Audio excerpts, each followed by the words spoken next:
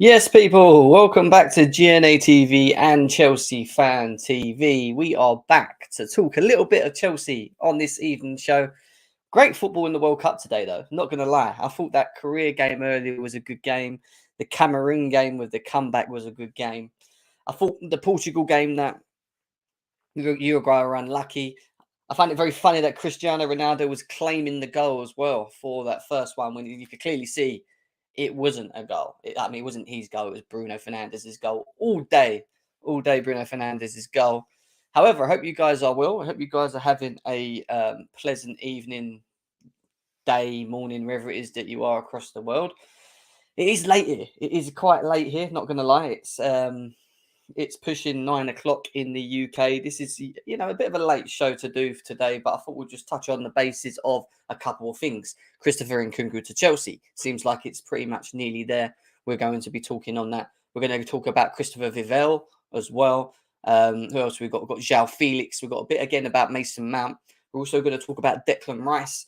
And we're also going to open up the lines and let you guys get involved and have your say as well. So please make sure you guys are smashing the likes at first, as always, would be a massive help to the channel. Subscribe if you're new as well. Share on your socials, guys. Let's let people know that we are here, we are live, and we are talking Chelsea today, or just say this evening. But before we move forward, before we get into everything else, let's cue that intro.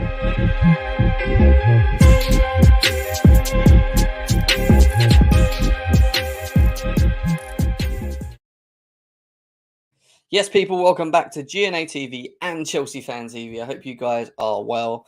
I know Chelsea are not playing at the moment. World Cup's still the priority at the moment. A good World Cup, I'd say, a good World Cup, and it sets up a nice round of final games to watch, which we will be watching from tomorrow till Friday. So 3 p.m. games and 7 p.m. games for the World Cup are going to be interesting. However, interesting stuff in and around Chelsea Football Club, because even though the World Cup is still on, as usual, Chelsea Football Club still find themselves in the news. And whether it's players being linked to the football club or whether it's Todd Boehly trying to organise the hierarchy, trying to organise the individuals that will be at the backgrounds of this football club moving forward, it seems like Chelsea are trying to move still while the World Cup is on. And we're going to talk about a couple of things, discuss them, open up the lines later in the show, give you guys the opportunity to get in today. I want you guys to get involved. I know it's not about Chelsea at the moment, and we're kind of having a break on it. However, there is still stuff to talk about. There's stuff for us to analyse, talk about, coming up to the transfer window as well for January, to discuss some of the big news and topics. Will Christopher and Nkunku be announced in the next upcoming couple of days? I mean, we've been told by Fabrizio Romano, we're going to review it very soon, that we're pretty much 90% there. We've not had the official here we go, but we are going to be talking about Christopher Nkunku and Chelsea. But however, let's quickly, before we do all of that, talk to the chat. Say hello to everyone in chat. Over nearly 100 of you guys here already. Big up to every single one of you guys that are here at the moment. The draw. We're going to talk about the draw in a second, because that's where we're going to start. Big up to RD. Nice to see you. He says, what are you saying about Pulisic against assist against Wales, man of the match against England, balling? I would say he's balling. I would say that he's having a good, okay World Cup. Not bad, but, not great is what I would say, in my opinion. However, I thought USA played very well against England. Still didn't do enough to win it, in my opinion, but they've done enough to stop England going the other way. Big up to Andrew in the house as well. Pez, nice to see you. Who else we got? Cameron, nice to see you, brother. How are you? Hendrik, nice to see you, brother. Christian, member, he says, coming England from Brussels. Nice to see you in the house. Archives, this is Jim, missing you on the channel. Sorry, man. I know it's been hard. It's harder when the World Cup's on, because I was going to do sort of a World Cup show and go through bits and do like a week thing. And I see so many people do. I'm just like, I'm going to stick to Chelsea, because the one thing I can promise you guys is this. Chelsea are coming up very soon, next couple of weeks. Transfer window shows are back, not only on GNA TV, but on Chelsea Fan TV as well, which means we'll have Ben Jacobs here. We'll be going through any breaking news for transfers. If Chelsea sign players, if they announce players, whoever they announce, we will be analysing and bringing it here. So make sure, guys, like I said, that you stay tuned for that later in the upcoming months at the beginning of the year as well. Big up to Anand. This is Nkunku coming to Chelsea or not? We're going to talk about that, mate. We're going to talk about that. Do not worry. EPL says, is any news on potential midfield signs? We are going to talk about Declan Rice. We are also going to be talking about Jude Bellingham, and we're only going to be basing it on what we're kind of hearing in and around the media, what our thoughts are, what our initial thoughts are on it as well. The Sports Channel, nice to see you. Said, not a good FA Cup draw, true, and that's where we're going to start very shortly. Jose, nice to see you as well. Hope you're well. Nev, I'm good, bro. I am not bad. Big up to Mitchy Boy as well. This is big up, Jim. Big up to you, brother. Nice to see you in the house. I hope you're well. Joao Felix is someone, Hakim, CFC Hakim, that we are going to be talking about today as well. And like I said, we are going to open up the lines today. This will give you guys the opportunity to come in and have your say about any of the topics that we are going to be talking about today. Christian says, Chelsea fan, Mighty Blue Belgium supporter club. Big up to you, man, from Belgium as well. Nice to have you here as always. But over 100 of you guys here already. But make sure we're smashing the likes. And let's start this. Let's get into this. Let's get into this, shall we? And let's start with a draw because Chelsea have again, unfortunately again, drew Man City in the third round of the Emirates FA Cup. Yeah, you heard it. Man City away again. On the back of losing in the Carabao Cup to Man City, we find ourselves travelling over there. And incidentally, we will be playing them within a 3 or 4 day period from when we actually meet them in the Premier League. So we have that big Premier League game against Man City on the 5th of January.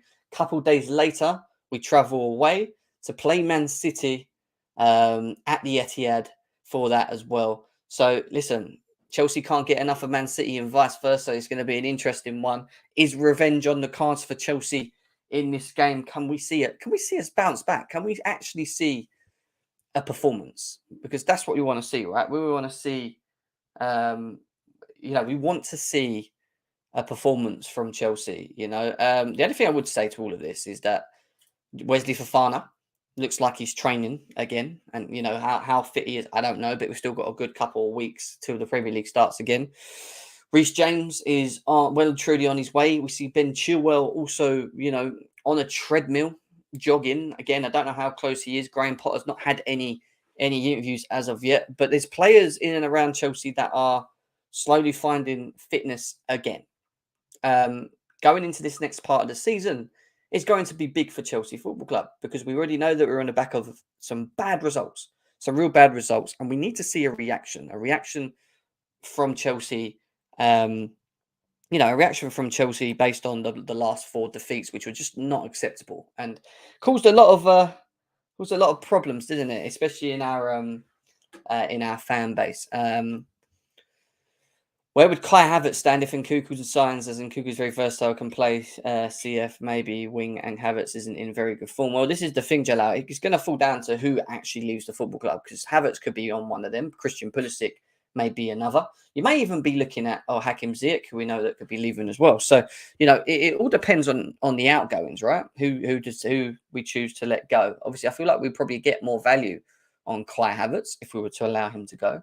But Kai Havertz has got a big second part of the season, and it's going to be interesting to see if he steps up, if he shows something, because not just only him, but a number of Chelsea players are, before the World Cup have not been good enough. They have not been good enough. Big up to Pedro in the house as well. He wants to see Hutchinson and Cassidy being given a chance. I do as well. I just don't know whether they're going to actually do that. And just to reiterate what I explained to you guys earlier on, here's the comment here from Piers as well. It says, we play City at the Bridge on the 5th. Then we'll play them just a few days later in the FA Cup. So it's going to be back-to-back games against Man City, which is going to be an interesting take from our perspective, watching in as well. So let's see what happens, guys. Let's see what happens on with that. Mitchy Boy says, Jim, do you think the figures given for players' wages are accurate? And is it a base wage or a wage if bonuses are achieved? Well, this is the thing, Mitchy, because when we see comments like what we see with Mason Mount's contract, where they give us a figure, and the figure that they say is 200k, and he's refused it. My Simon Phillips has come out, and we're going to highlight that in a bit, actually saying that he hasn't refused it. He has refused it, and and that in theory that is a lot of BS coming out of it. You're right in what you're saying there. There's not a real explanation to the structure of the bid. People just see the figure and just think, oh my God, he wants that much. Or that much net, that much with bonuses, this, that. Like, like there's a lot to the figure itself, which will entail. However, at the same time, when you have Reece James, who we already know is on 250k, or negotiate 250k, and you've got others like Raheem Sterling on 300k, and other individuals that are on higher wages than what Mason Mount currently is at the moment, you can kind of get and understand why he's kind of holding back. And when people or fans look at the players as being the problem for that, the problem shouldn't be us looking at the players. The problem should actually be us looking at the club, because it's the club structure in terms of what they're paying the players, which is allowing these players to maybe dictate and argue that they should be earning more. And when you look at Mason Mount in his last previous performances, whether or not you feel he's set a high bar or not, yeah, at the end of the day, he's had some decent seasons for Chelsea, However, his performance of late haven't been good. Neither of all of them have been very good. Let's be serious. There's some players that are playing on 250k plus a week and dropping absolute stinkers, or not even earning the wages that they should be earning. And I think that, I think it's very easy for us to sit here as Chelsea fans and just jump at everything that we see. We are going to talk Mason Mount, so I'm going to save it, Midgie, because we are getting. You did come up with a very good point here as well, and it's going to go back to what I'm going to say a bit later on in the show. Over 130 of you guys here. Big up to every single one of you guys that are currently tuned in as well. What are your thoughts, guys, on the draw? Are you happy about it, but are you confident that Chelsea can go and get it done? Remember, we're going to have some players returning, provided none get injured in the World Cup as well. Kepa, he could be back. He could be back. There's not been talks about him as well. I'd rather be at domestic. Well, this is the thing. Some people were saying that they'd rather not be playing the Carabao Cups, the FA Cups, just so that we can purely concentrate on the Premier League, the Champions League.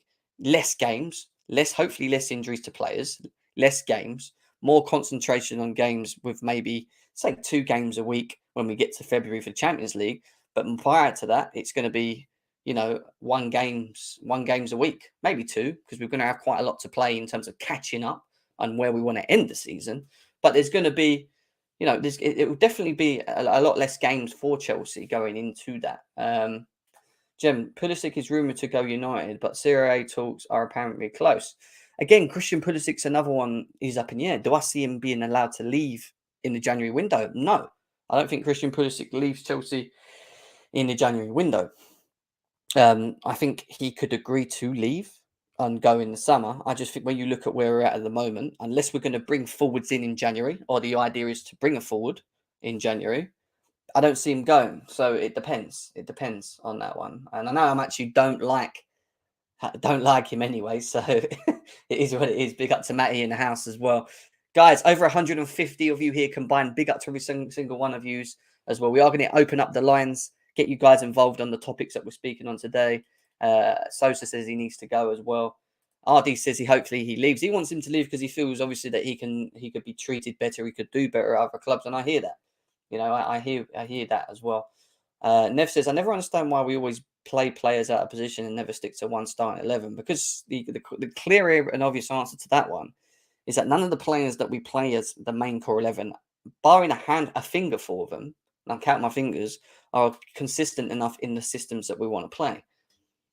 Maybe Graham Potter does have to do what you're saying, which is go, do you know what? Fuck it. I'm not going to keep switching around and, this, that, and the other. I'm just going to stick to whether I think's best to play my system, whether it works one week or it doesn't for the other. I'm just going to stick at it. Maybe he has to do that, but then he gets the criticism from our fan base of why are you not switching it up? Why are you not giving him a chance? Why are you not?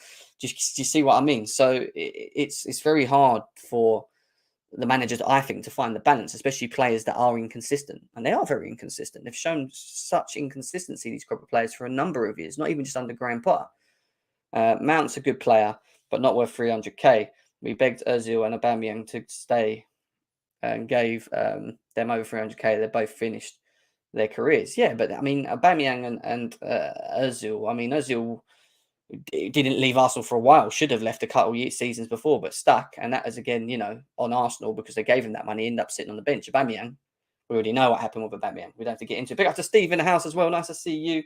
British Patriot, nice to see you. Says, big up, Jim. City draw is shit one, but we move. It is a shit one.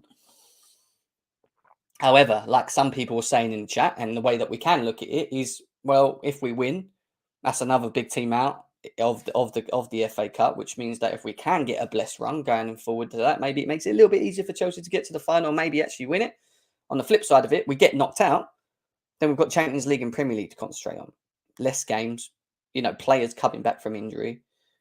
Hopefully we can keep the main core 11 fit as well. I don't know. It's going to be very interesting, Jim. I'm just ready for a fresh faces. Too many issues. I agree, Chelsea Blue Man. I really agree with what you're saying. 100% right. Big up to every single one of you guys that are currently tuned in. Excuse me. What are you talking about?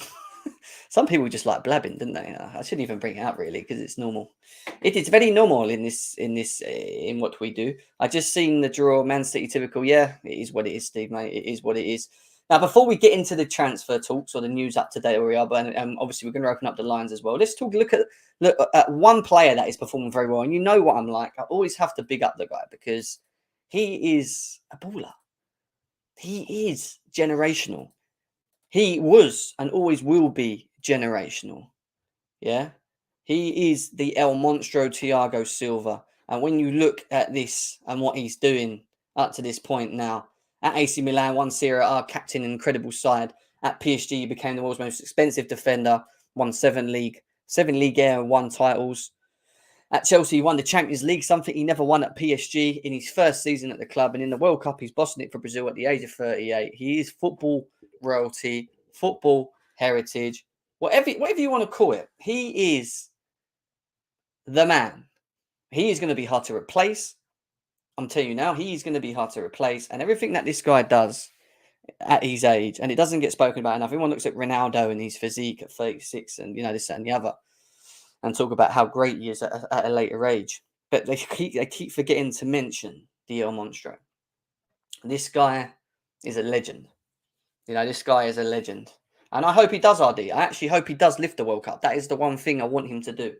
If England don't do it, and I don't think they will, because especially under Southgate, I just don't see it. I don't rate Southgate one bit.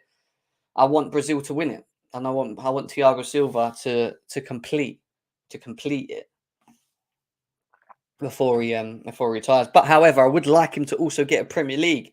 And that may mean that he has to stay over for another 1 or 2 more seasons, which would be pushing him to the age of 40. Can't have it all our way, can we? To be honest. If he wins the World Cup, he cements his legacy as the top best 5 centre-backs of all time. Yeah, he's mate, for me, he's just, from what I've seen, he is just unbelievable. Hendricks has loved Thiago Silva performs, whether it's Chelsea or Milan. He does, mate. He's a class professional. So big up to the El Monstro Thiago Silva. Southgate is like Potter, card back and made themselves out of a paper bag. Mate, you just give Potter no hope, do you? You generally can't. You can't just give him time. At least allow him time, can you? France was not good in the last game, but they do have Mbappe who can score it. Yep. He's the best player in the world for me at the moment. Kylian Mbappe, he's just unbelievable. He is unbelievable. All right, let's move away from Thiago Silva and let's get into stuff, because I want to start off before we start talking about Nkunku. I want to talk about the news around Christopher Vivell as the new technical director, soon to be at Chelsea after Joe Shields and Lawrence Stewart and Paul Winston leave. Chelsea also remain in the process to appoint new sporting director, but it's still not decided. Expected to happen in 2023. There you go.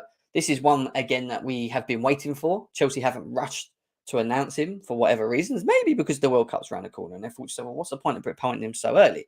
However, he is going to be officially announced soon, is what Fabrizio Romano has said here. And what does it mean for Chelsea? It means that we're slowly coming to the end of the structure of the hierarchy. Yeah. And to go on from that, we have a comment from Ben Jacobs here as well, who talks about the plans for now.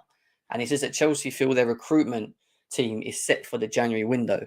Not all new hires will be in place for it, though Christopher Vivell incoming as technical director and Paul Winston has started with immediate effect. Joe Shields and Lawrence Stewart will start later. And then he goes on and say, as previously reported, Todd Bowley is comfortable in his current role. It's been clear for some time at the club that they're in no rush to appoint a sporting director as a result. Well, this is the real big question with it all, because we've had Ben Jacobs on Chelsea on this show many times, and we've discussed the rush for a Michael Edwards or a Paul Mitchell. Number of names that Chelsea have sort of been linked to heavily. And maybe the rush, or not the rush, in looking for that sporting director is because they're waiting for a single person, or maybe because that they feel maybe that he feels comfortable with that in that role specifically at the moment, with having Vivell there as a technical director, which is, from what we've been told, one below the sporting director anyway, along with obviously Lawrence Stewart, Paul Winstonley, Vice Joe Shields, and others who have been brought across from Brighton. These are all good signs, and gives us an idea. Well, don't give us an idea yet, but it kind of puts us in place to start moving forward with what we want to do in terms of project. Now we're going to start trying to visualize and see what this board wants to do, what Todd Bowley's ideal plans were for Chelsea. What his ideas were for Chelsea moving forward in the windows. And the fact that he may still be an interim sporting director in January doesn't shock me. He has the experienced recruitment team around him now. Vivell could be announced in January, which means he could be working beside Todd Bowley in that January window for certain prospects. Maybe, it's already done and they're putting things together now to prepare themselves for the January window. How many players we're going to sign is a big question mark. Are Chelsea going to go heavy in the January window? Are they not? Are they not going to do that? There's going to be a couple of things for us to see. However, I wouldn't be shocked if we didn't go hammer and tong in the window. And again, that will just be purely because I don't think that you can just go out and continuously sign the biggest players in a window, in a January window market, when specifically their teams are doing quite well. And the fact that we might sign Nkunku, he won't be announced till summer anyway, who we're going to talk about very soon, makes sense. And Leipzig themselves are in a good position, and they want to keep their best players, as of maybe someone like Declan Rice at West Ham, and a Bellingham at Dortmund, for example. These are guys that you don't get now, that you move forward looking at. But if you are looking for players in the January window, for me, you have to look at the depth. And Chelsea, if they're going to bring in players for January, it's not going to be specifically, for me, players that they're going to bring in to be main stars. They may come in and play very well and force themselves into the team, but they may be players that aid the system that Potter wants to play, that gives backup, i.e. to a Reece James, or to the defence, or even to the midfield. So we might see that we get midfielders in, or even if with the forward line. So these are things that I think we need to wait and see as well. I'm not too sure, to be honest. I mean, I've looked at his CV and some of the some of the people that he's brought across, or or the work that he's done, and it's not bad. It doesn't look bad on paper. What I will say is that when you look at the module of people that we brought across, they all kind of have an idea of attacking raw talent. So they're not specifically guys that go out and look for the best player or the best complete player right now and negotiate deals. They're the type of guys that come in to recruit the next maybe big things, or the next prospects, or the next Haalands, for example, or the next, I don't know, Sadio Mane, for example. Like them kind of players. I think that's what Chelsea are going to try and do from module, and that's just only a guess from me. I think we are going to try and find the next big things and bring him in. And some people may go, well, hang on, he plays for him, but why have we bought him? It doesn't even work. And, like a good example of it is when you look at Man City and they bought Rodri, for example. He wasn't world class when Rodri was bought at Man City, but he got bought into Man City, he fitted the project, he fitted the system, and then became world class in the position that he plays. So I think that's the way we need to move forward, rather than just going and spending as much money on the best players that are fully complete at the moment, that everyone knows about, that all the big teams around the world are after, which is what we tend to do in the past. Instead of having that mindset, I think we're going to try and not have that mindset too much. I think we will still do that to a degree. However, I don't think we'll be doing that all the time. I think it will be go out, do your job, find us the next big things. That's what I think, you know. And we need to strengthen the squad depth as well. The head of recruitment of one of the most successful clubs of producing young talent doesn't know football. What? The head of recruitment of one of the most successful clubs of producing young talent doesn't know football. What do you mean by that, CFC Low? Elaborate on that, please. Elaborate on what you mean by that. No point changing Rice to a midfielder. We should stick to his position. Who said we're changing him? Who said we're changing him, guys? Who said that? The only thing in Hogwarts about Graham Potter is he lives in a fairyland. Oh, Matty.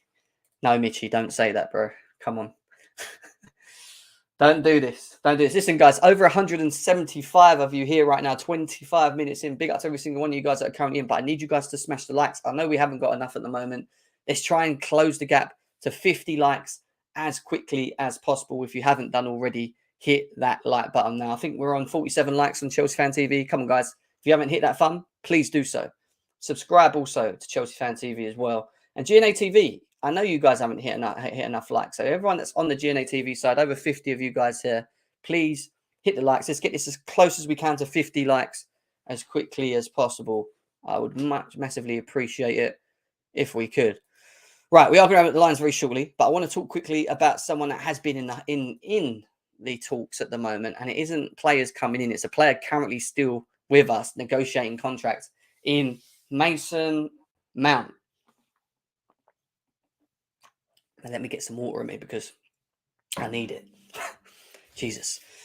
So we've seen a lot around Mason Mount because we're being told that he has been given an offer from Chelsea of around 200,000, supposedly been rejected. Now, the initial reaction from the fan base was one that was very negative, not happy that someone that is so-called a Chelsea player, a top Chelsea player, has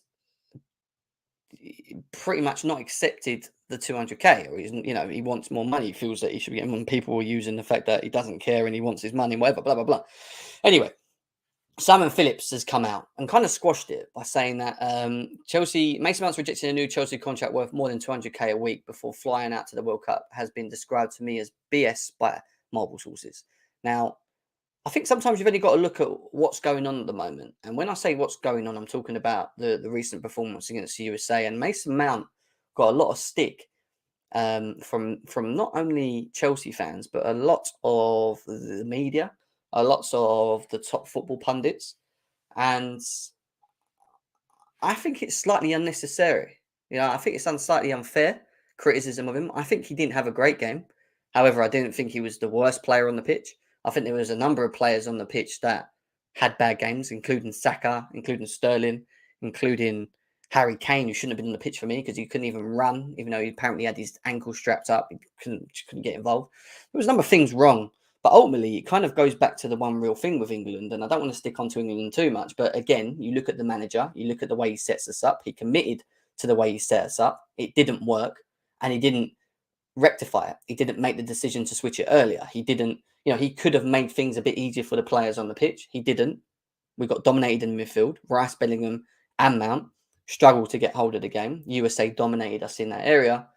And there's what I'm trying to get is there was a multiple amount of things that we could have looked at. Now, why I agree that we can criticize players and moan about performances, fine. I'm here to hear that. I find it very, very narrow-minded when journalists, football pundits, football fans in general go very narrow-minded on one individual player in the team, and it's the wrong sort of mindset to have when you're continuously criticizing one individual.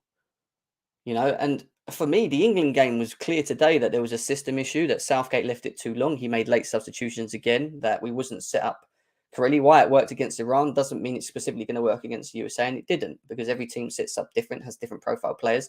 And the USA team, for me, were a lot quicker than us across the pitch. That's just facts. But people find it very easy to just point fingers at one individual, and I just find it very frustrating as a fan. As a fan watching it. And on top of that, while that's all going on, you've got this news about his contract, and then you see certain media outlets pushing the narrative that he's, doesn't want the 200k. Even if he doesn't want the 200k, Do I really generally blame him on an honest opinion? Not really, because you've only got to look at the wage structure that we currently have at the moment and how much we're paying wages to other players. Maybe he feels that he merits a bit more. Whether you agree or disagree with that is up for debate, and that's fine, because some people will think Mason Mount is Chelsea's future and he's going to be here, which I think he will be. My judgments of Mason Mount, I'm not his biggest fan, but my judgments of Mason Mount is later on once we improve the squad. But he's definitely one of the players that does, I think, love this club and shows it on the pitch when he can. I wouldn't say he's one of the players that's an issue at the moment, and as some people say. The issue with the Mason Mount criticism is that on one side of the fence, you've got people that big him up too much and can't say when he's doing things wrong. And I disagree with that. And on the flip side of it, you've got others that completely slate him as soon as they see his name in the team lineup, or just dislike it as soon as his name's mentioned. And that again's wrong. The problem is people don't find a common ground when it comes to Mason Mount. He's not a bad player. Yeah, he's not the greatest player in the world. He's just a good player. He's a decent player with lots of ability. So, at the end of the day, my criticisms of Mason Mount come at a later stage because this, from what we understand, this squad will improve. This squad will get better. And when this squad gets better, it will then become more consistent. We'll start seeing this squad become more consistent and we'll start, closing the gap to the top. And then it's going to be down to people like Mason Mount to keep up, to show their level, to grow in the game, to progress in their own game, to stay in this team, to stay in the squad. He has to do that, and that's on him. And that's when the judgments come in.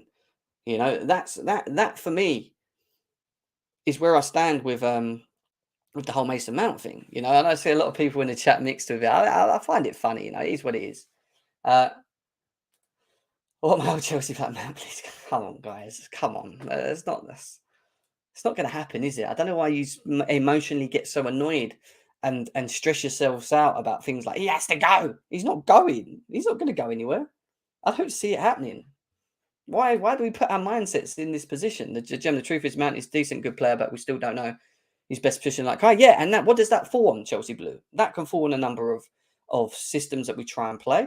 That could also fall on the manager trying to do things which he can't do fully because certain individuals can't play in certain positions, which then leaves the squad unbalanced, the structure unbalanced, and everything that we're trying to do, which is what I think it is. This is why I'm saying time's important. We have to give time to Potter, whether you like him or not. We have to give Bowley time, whether you like it or not. We have to see the vision, what they want to do, who they bring in, the steps they want to take. And people like Mason Mount, I think, are going to be a part of that. So Mason Mount is just a mediocre footballer who wants to be a regular star. Well, you say that. Yeah, he's played over 200 games. I don't think he should have played that many games. I'll be honest with you.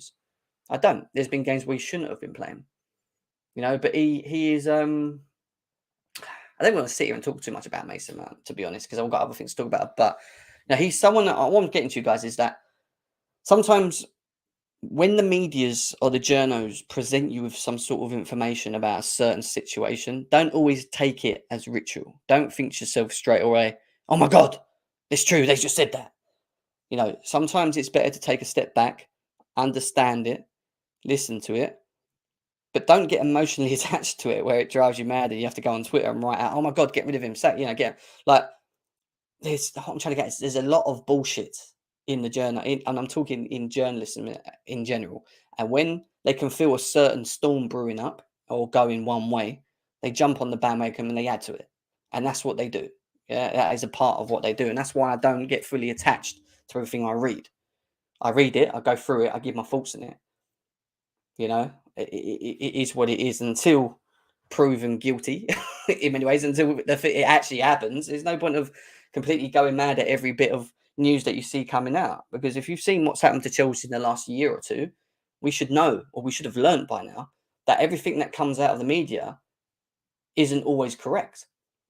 I think the Rafinha example was a great example, and that was even broken out by someone like Fabrizio Romano and co. When we thought we was getting him and we didn't. So what I'm saying to you guys is just don't get too wound up about it. You know, go AM, big up to you, bro. Over 175 of you here. This is my idol. The fans asking for consistency, so he started ghosting for the club and country. What? See, I find that shit funny. I can have a laugh of it. Do you know what I mean? That's funny. You know, some people just get too emotional about it. Though. They start like pretty much crying.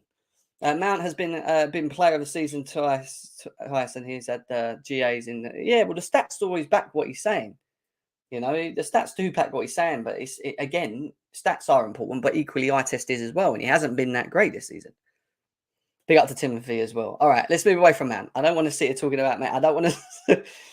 I see too much of it. It gives me a headache. I'm not going to be sitting here talking too much about Mason Mount, but my point being, let's not jump on the bandwagon to, oh, he didn't accept the 200k. Was he even offered the 200k? You know, has he accepted it? We don't know. Let's just wait. Let's just wait and see what more news comes out with Mason Mount. Let's talk about some news that's grown and escalated and not been hindered in this guy, Christopher Nkunku to Chelsea. Now, there's over 170 of you guys here. How excited are you guys on this side? Do you believe that Christopher Nkunku is a good step in the right direction for this football club? If so, let me know in the chat. I want to know your thoughts and opinions. And we are going to open up the lines as well. I want you guys to come in and get involved and let me know what your thoughts are very shortly. We're coming to the end of what we need to go through. But it keeps escalating. It keeps growing. It keeps staying positive so far. Personal terms agreed. Fee agreed with Leipzig. Medical complete. Christopher Nkunku to Chelsea. Nearly done. We haven't had the here we go. The here we go hasn't come out yet, but we did have a tweet from Fabrizio Romano himself, and he says that Chelsea are closing in on Christopher Nkunku deal. Medical already done as reported in September. We know this. Agreement in place with Leipzig for more than 60 million. Clause / easier payment terms. Long-term deal agreed starting from June 2023. Time to sign the contracts. Then here we go. Now, the fact that he's not in the World Cup and he's recovering, maybe it speeds up things. Maybe this could be done sooner rather than later. But it's looking very, I'm not say 100% because we've seen what's happened with Rafinha. What I will say to this is that it seems 80% there that we're getting this. And here we go is the last step from Fabrizio Romano in terms of Christopher Nkunku to Chelsea.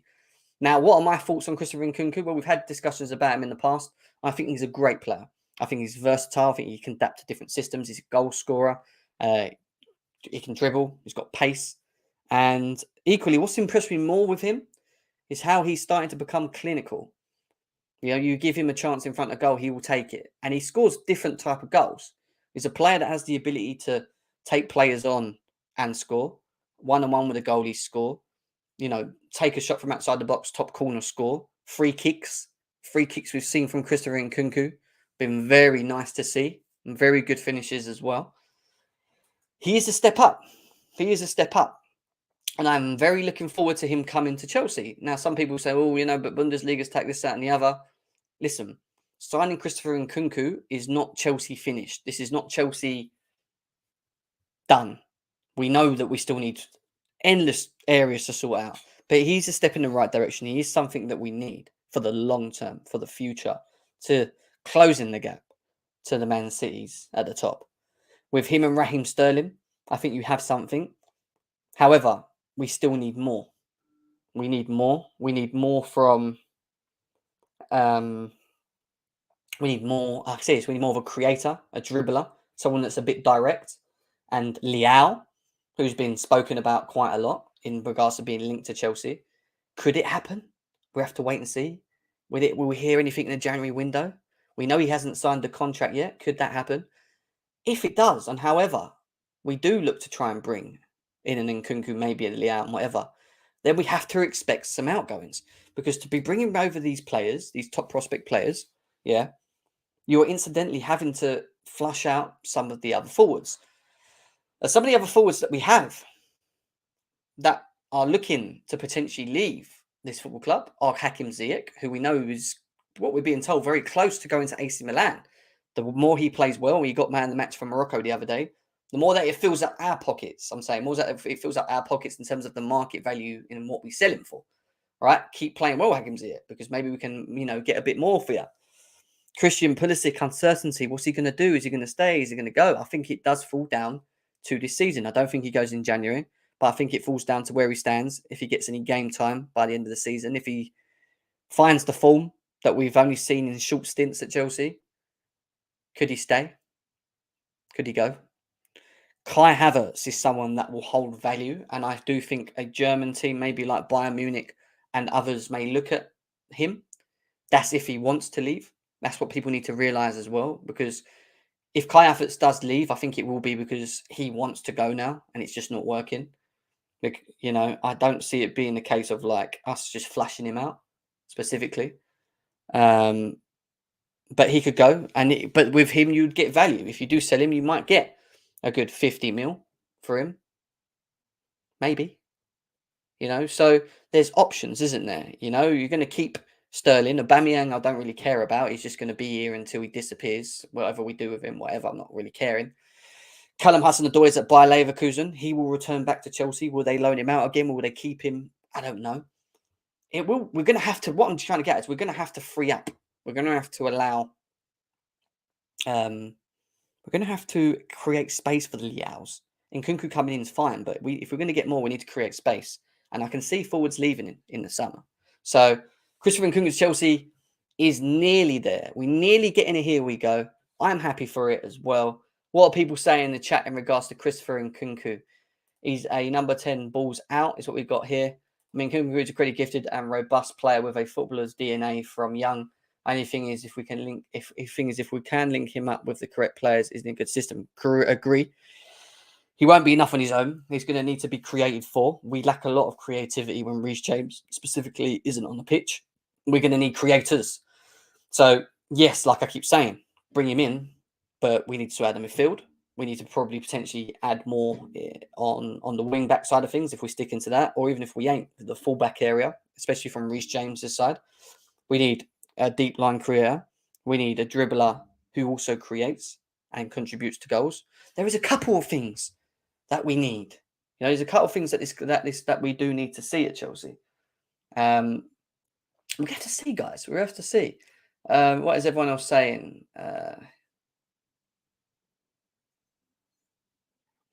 What are we saying, guys? We are going to open up the lines very shortly. Over 200 of you guys here. Big up to every single one of you guys that are currently tuned in at the moment. I know we ain't got enough likes, though.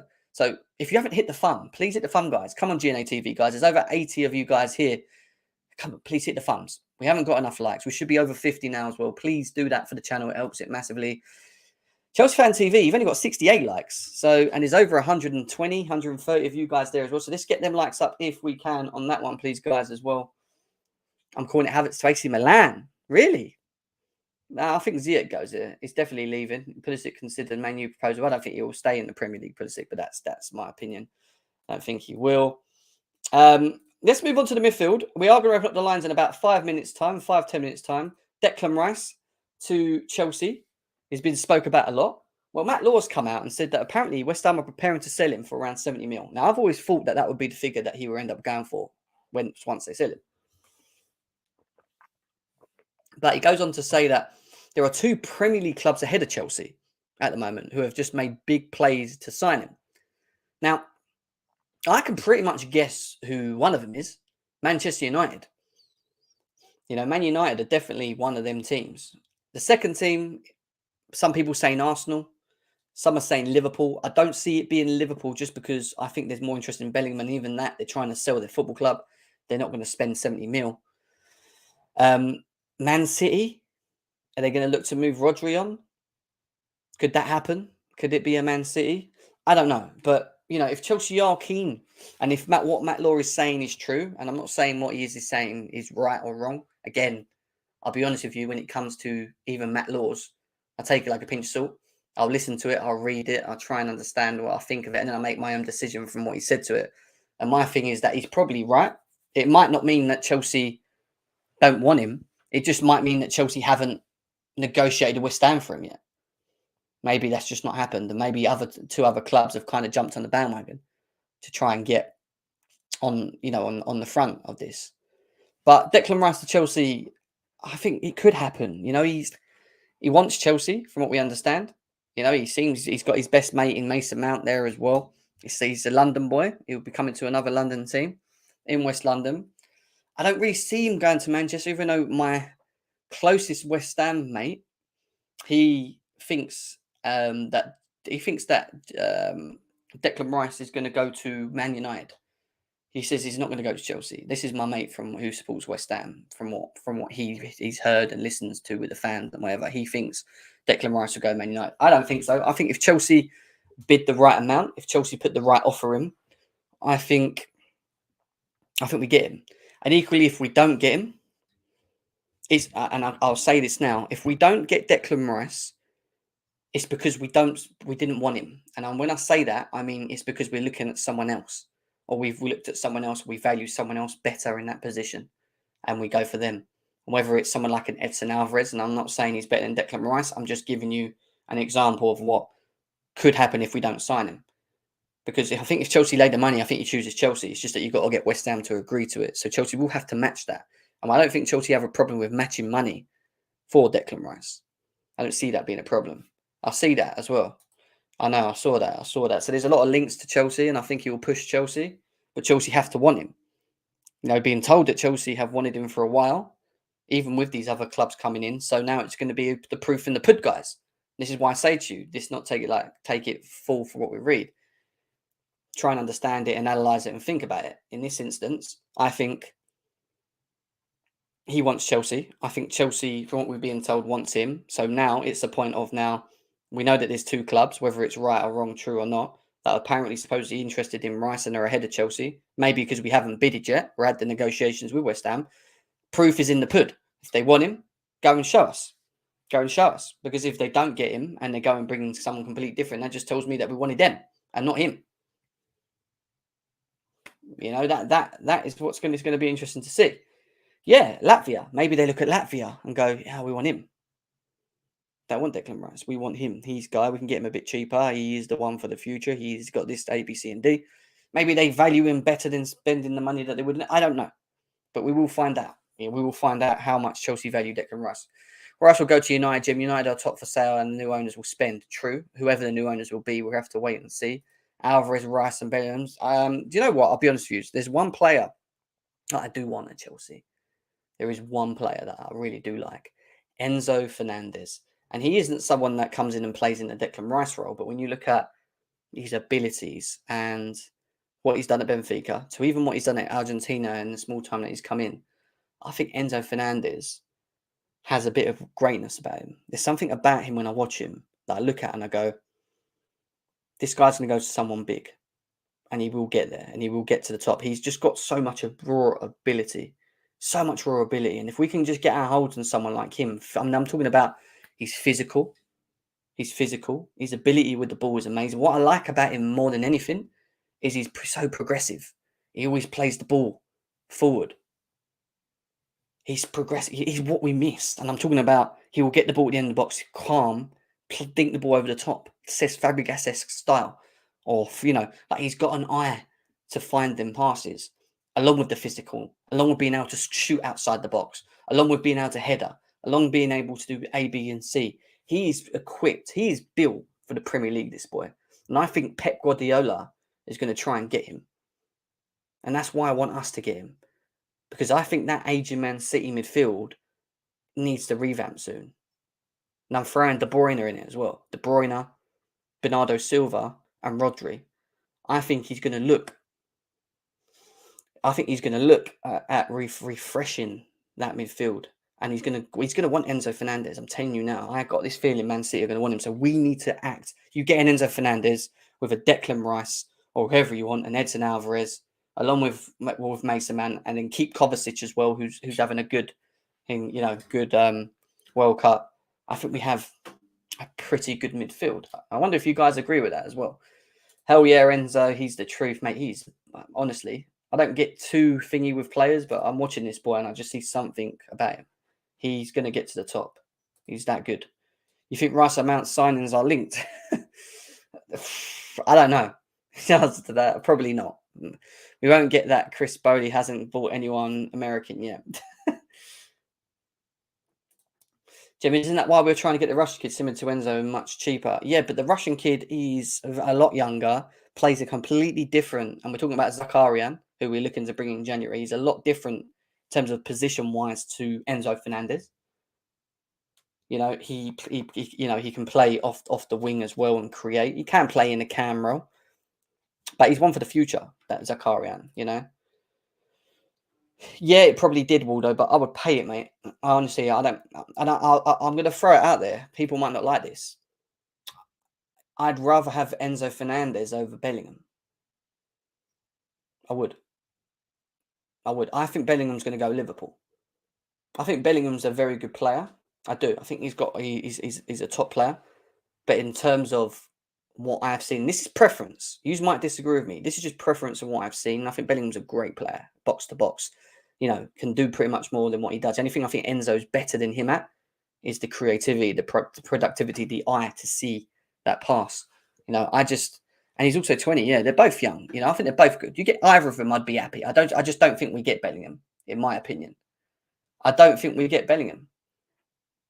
Big up to Casual EFC in the house. Nice to see you, bro. Make sure you go and subscribe to him. Check him out on YouTube as well, guys. Subscribe.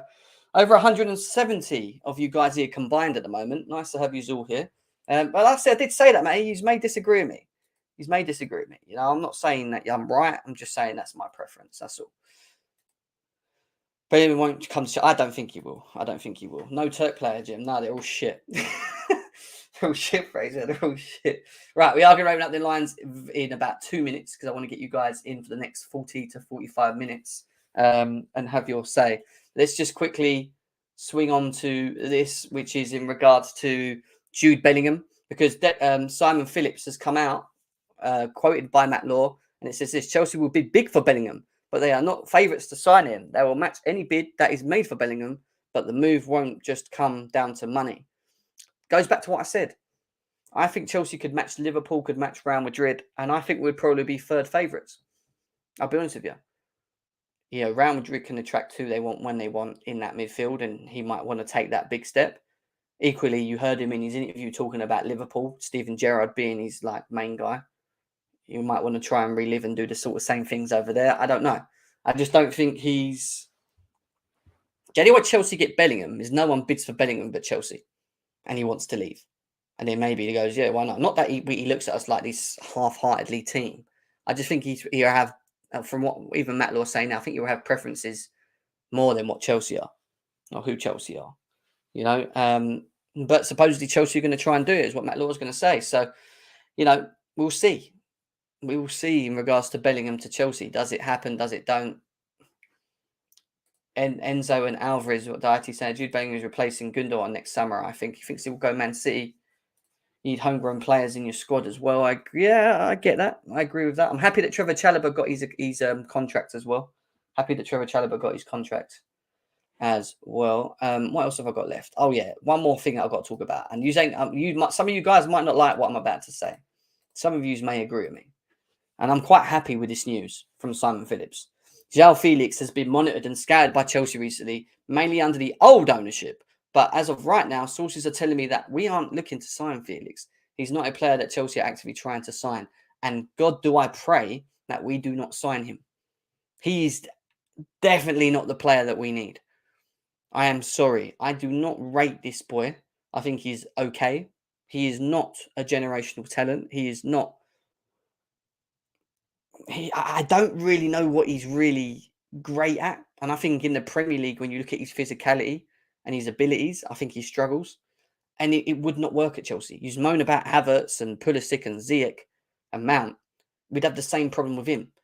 We wouldn't have find him in his right position. I think he's been poor for Portugal from what I've seen around good players. I'm talking about top players around him, creators in Leao and Bruno Fernandes and playing with Ronaldo and whatever, you know, a strong, solid core of the team. And he doesn't really shine for me from what I've seen. I just don't rate him as high as others do. I know some people get really excited at the name Joao Felix. Oh my God, I want Joao Felix. He's so good. Yeah. He's just not that player. I'm sorry, guys. Look, this is not me saying it and it's like God's ritual. Like it's got a bit what I'm saying. Right? What I'm just saying is my preference and how I feel. And from what I've seen, and I look at what we have and where we're trying to go, he does not suit what we do. Not only does he not suit what we do, he also does not fit in the Premier League. He is not a Premier League player for me. That's just my opinion. And he really needs a good system to maybe see the best of him. I just don't think he's that good. I genuinely don't see what people get excited about. If you're a big fan of Joao Felix in the chat, can someone tell me what it is that's really good about him? Because I don't get it. I genuinely don't get it. You know, he got signed for all this mad money. I know he scored some great goals and, you know, he looked effective and clinical and whatever. But of recent, of watching him for the last season or two, he just looks washed for me a bit, to be honest with you. I don't really see, you know, I don't watch him day in, day out. But from what I do see of him, I don't really see quality that people were saying. What's going on with Nkunku? I just joined. So there's no here we go yet. It's nearly there. We're just waiting for the contracts to be signed now. Agreements there with the club, the agreements there with the player, contracts to be signed. And then here we go from Fabrizio Romano is what we've been told. Messi is go. So Chelsea is getting Edson, Enzo, Nkunku, Rice, Vivell. Probably not all of them, Santiago. If we go and sign all them, and that's without maybe looking at someone like Leao, who might not stay with AC Milan. I don't think we sign all of them in one window. I don't. I think we will have to prioritise. In my opinion. But yeah, that's just my thoughts, guys. Like I said, you may like it, you may not. I don't rate Joao Felix. There's the link. If you want to get involved, I am giving you the chance. Have your say. You want to talk about Mason Mount. You want to talk about Christopher Nkunku. You want to talk about Joao Felix. You want to talk about Declan Rice. Christopher Vivell's announcement, which is coming soon from Chelsea at the club. Well, you know, this is your chance. This is your chance to get in and have your say on any of these topics. Let's get involved. 40, we'll give you 35, 40 minutes of opening lines for you guys now. What are we saying, people? What are we saying? Let's see if who wants to come. Endrick would be a stupid to go to Real Madrid. Chelsea is now the biggest team in the world. Is what Santiago saying. Fairs, man, fairs. Okay, so let's start with Hazy17. Hazy, how are you doing, mate? And he's gone. Okay, no worries. If you want to come back in, Hazy, the link is still there. I can't really pin the link, to be honest, but I'll put it in again for you guys. In the meantime, guys, get your questions in the chat. Anything you want to talk about, anything you want me to answer, you think you want to highlight and discuss, anything Chelsea, let's talk. Let's talk. It would be stupid to go. Yep, we spoke about that. With Bowley, we'll be lucky to get one, is what Matty's saying. He has no confidence in Bowley. Matty just doesn't see any real vision. Even though I think people that are judging the vision now shouldn't be, because we don't know. I think when people judge Potter or judge Bowley, we're judging it on what? What are we basing the judgments on? You know? Matty, if you're free, come in. I want to know your thoughts. I haven't spoken to you in a while, man. Dial, come on, guys. Yeah, I've seen him for Portugal and club. Well, what do you mean? Do you not like him? We scouted it for the past 2 years now. If you wanted him and would have bid for him already, is what Waldo's saying. Jem, what wage do you think Mount should be offered that's fair? That's a good question. I think it's hard to yeah, no worries, Hazy. That's fine, mate. No worries. I think it's when we talk about wages and whatever, it's the business side of Chelsea. And as fans, I think we kind of need to take our mindset away from that and just see what's on the pitch. But at the same time, it's hard because we look and go, oh my God, why is he getting so much? And it pisses people off. But, you know, I don't know what his original wage was. Some people were saying 70k, 80k, 90k, whatever it was. Whatever he was originally getting paid wasn't enough, in my opinion, in terms of what he's done to this point. I think 200k for Mason Mount for the next 6 years, of him coming to Chelsea, would be fair. If he hasn't accepted it, there might be bonuses added onto that and whatever. I think that's probably fair in where he is at the moment, but he does still need to perform. And I'm not saying, you know, give him 300k. I'm just saying, if he take whatever money he takes, any player takes, they need to earn that money. That's what they need to do. No worries, Hazy. No worries. Matt Law said you're not favourite for Rice. Yeah, we just went through that. Fraser. Do you think we need a new striker? Well, we're getting Nkunku, and I think he will lead the line. How we utilise Nkunku is a different story. What Graham Potter does with him, how he sets it up, is going to be another thing. We're going to have to wait and see. But I think Nkunku is definitely the one for the future. My outgoing wish list. Wow, that's a good question. Where do I start? My outgoings wish list. I'll start from the back. I think Mendy or Kepa could go. If you're talking to me, who will probably go? It'd probably be Mendy and Kepa if we can get rid of both. I don't think it's what Graham Potter wants, but at the same time, I don't think any of these two goalies would want to sit on the bench. Aspilicueta has to go. I think he's well past it. I think we can agree that, legend, but we need to move on. I hope Thiago Silva stays for another year if he can. But he may go. I hope he don't. I think Jorginho's up in the air. I think Kante's up in the air. He could go to them too. I think Kovacic will stay, in my opinion. I think Ziyech will go. I think Pulisic could go. I think Havertz may go, dependent on his last part of this second part of the season. It could be about 50-60% of the team. But again, is Chelsea going to do that? Are they going to find suitors, people that are going to want them, things like that? So, you could have players that want to leave, like we saw with Ziyech, but no one wanted him. Well, they did want him, but they just didn't accept what they were offering. So again, falls down to what our club's going to offer him in that as well. Hassan, what are you saying? What you say, Jem? Hope everyone's doing fine. I hope everyone's having a lovely evening and enjoying the World Cup. Sorry about the background noise because I'm a little bit outside going on my way home. But yeah, Chelsea news. You know what? I'm not going to lie. I was just purely focusing on the World Cup. Did not care about Chelsea. I just found out today, right? I think just before the stream, the FA Cup draw, we got City again, man. Like, how many times, man? Why do they always do it to us? And it's gonna look bad on Potter, but yeah, I mean, the one thing I'm kind of looking forward to, but I am a little bit like my expectations are gonna be fully low, is because it's a January window. It's not a summer one. It's Potter's first transfer window. Hopefully, he could get at least a couple of players in. Depending on who it is. Do you think we're going to be aggressive in that window, or do you think we're just going to get one or two? I think personally and logically speaking, we're going to have to be aggressive regardless, because we can't do a Man United and do a slow rebuild and end up back-to-back Europa League, because we're going to lose the attractiveness. A lot of players might play 1 year in Europa League if they know they're going to be in the Champions League next season with a good team. Like, we have a chance now to be aggressive. We're still in the Champions League. We still got that attractiveness. Yeah. Go hard. Because the other players are going to look like Kai Havertz.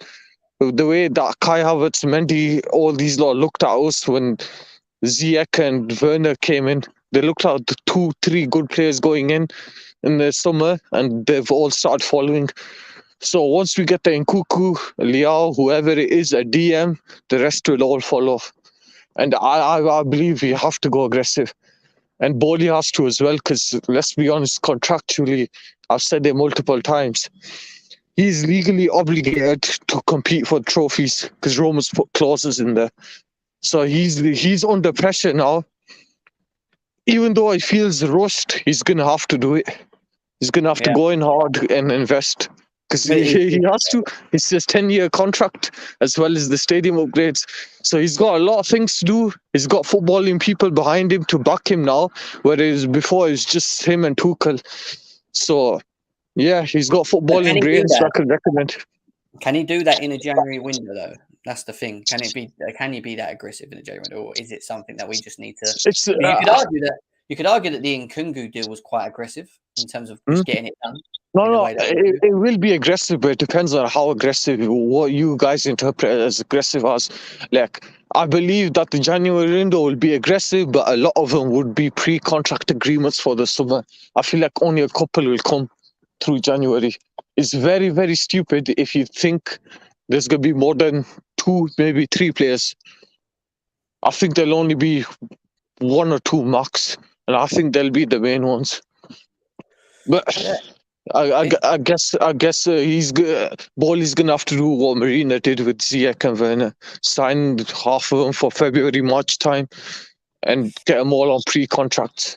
And Oh, really? as long as the pre-contracts are there, I think the fans will be satisfied waiting 6 months for the good players to come.